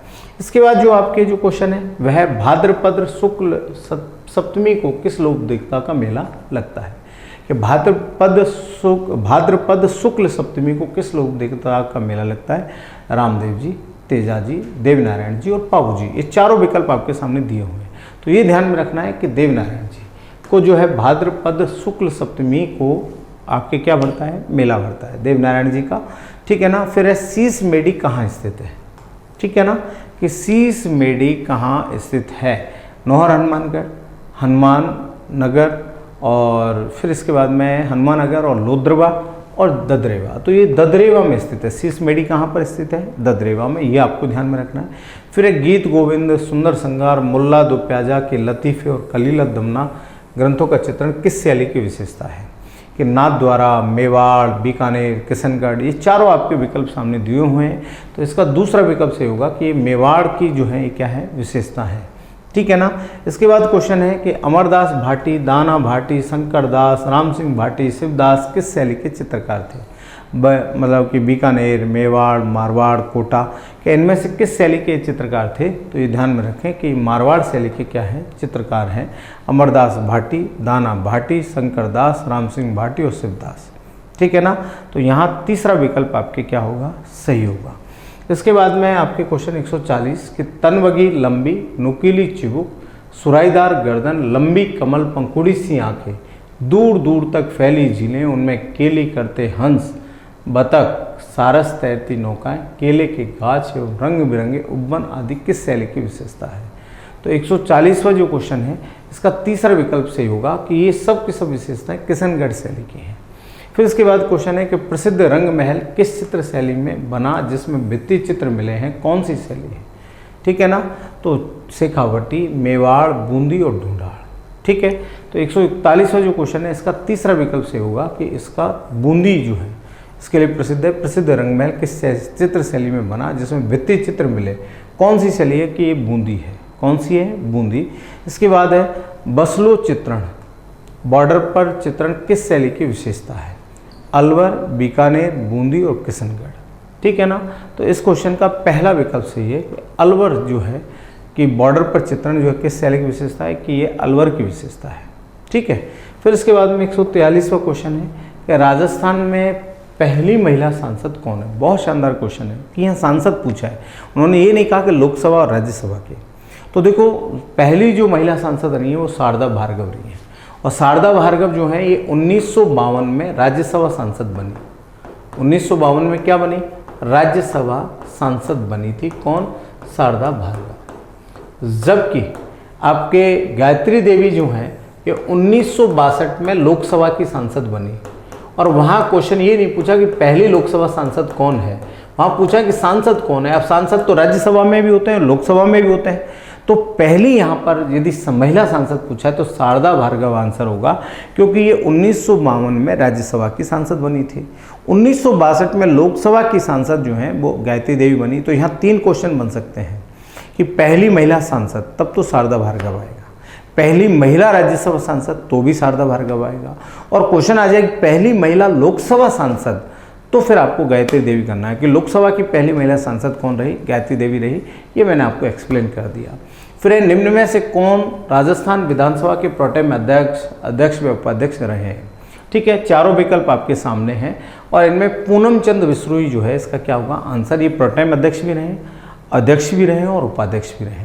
फिर पंचायती राज संस्थाओं के चुनाव करवाने का दायित्व किसका है, कि किस संस्था का है, भारत निर्वाचन आयोग का, पंचायती राज विभाग राजस्थान सरकार का, राज्य निर्वाचन आयोग का, मुख्य चुनाव अधिकारी और राजस्थान का, ठीक है ना। तो इसका जो सही विकल्प होगा वो 3 नंबर होगा कि राज्य निर्वाचन आयोग का, ठीक है ना। तो 145वें क्वेश्चन का तीसरा विकल्प आपके सही है। इसके बाद में है आपके 146वां क्वेश्चन, निम्नलिखित में से किस एक की उत्पत्ति यकृत का कार्य है, लाइपेज, यूरिया, श्लेष्मा, हाइड्रोक्लोरिक अम्ल, ठीक है ना। तो 146वां जो क्वेश्चन है इसका दूसरा विकल्प से होगा कि ये यूरिया का, ठीक है ना, किस एक की उत्पत्ति यकृत का कार्य है, तो ये यूरिया की उत्पत्ति करता है यकृत, ठीक है ना। फिर है दूध को दही में स्कंदित करने वाला एंजाइम है, दूध को दही में स्कंदित करने वाला एंजाइम कौन सा है, तो वह है रेनिन। 147वें क्वेश्चन का पहला विकल्प सही है कि क्या होगा, रेनिन होगा, ठीक है। फिर है मानव मस्तिष्क में स्मरण क्षमता कहाँ होती है, मेडुला ऑब्लिगेटा, सेरिब्रम, ब्रेन कैविटी, सेरिब्लेम। मतलब बहुत शानदार क्वेश्चन बनाए आपके साइंस के। और 148वें क्वेश्चन का दूसरा विकल्प सही होगा सेरिब्रम, कौन सा होगा, सेरिब्रम होगा। फिर आपके क्वेश्चन है 149वां कि शरीर का तापक्रम नियंत्रित करता है, ठीक है ना, थैलेसम, हाइपोथैलेमस, वो थैलेमस, हाइपोथैलेमस, सेरेबेलम और मेडुला। मतलब इतने शानदार एक्सपर्ट ने क्वेश्चन बनाया। इसका दूसरा विकल्प सही होगा हाइपोथैलेमस, शरीर का तापक्रम नियंत्रित करता है। कौन नियंत्रित करता है, हाइपोथैलेमस करता है। फिर आपके क्वेश्चन है मानव मस्तिष्क में बुद्धि का केंद्र है, ठीक है, मानव मस्तिष्क में बुद्धि का केंद्र है, तो अनुमस्तिष्क है, सेरेबेलम, प्रेमस्तिष्क, सेरेब्रम, मेडुला ऑब्लिगेटा और थैलेमस, ठीक है। इन चारों विकल्पों में से आपको बताना है। इसका दूसरा विकल्प सही होगा प्रेमस्तिष्क, कि सेरेब्रम जो है ये मानव मस्तिष्क में बुद्धि का क्या है, केंद्र है। ये चीज़ आपको ध्यान में रखनी है। तो इस तरह से आपके बीच सॉल्यूशन लेकर हम आपके बीच उपस्थित होते रहेंगे। बहुत बहुत आपको धन्यवाद, थैंक यू।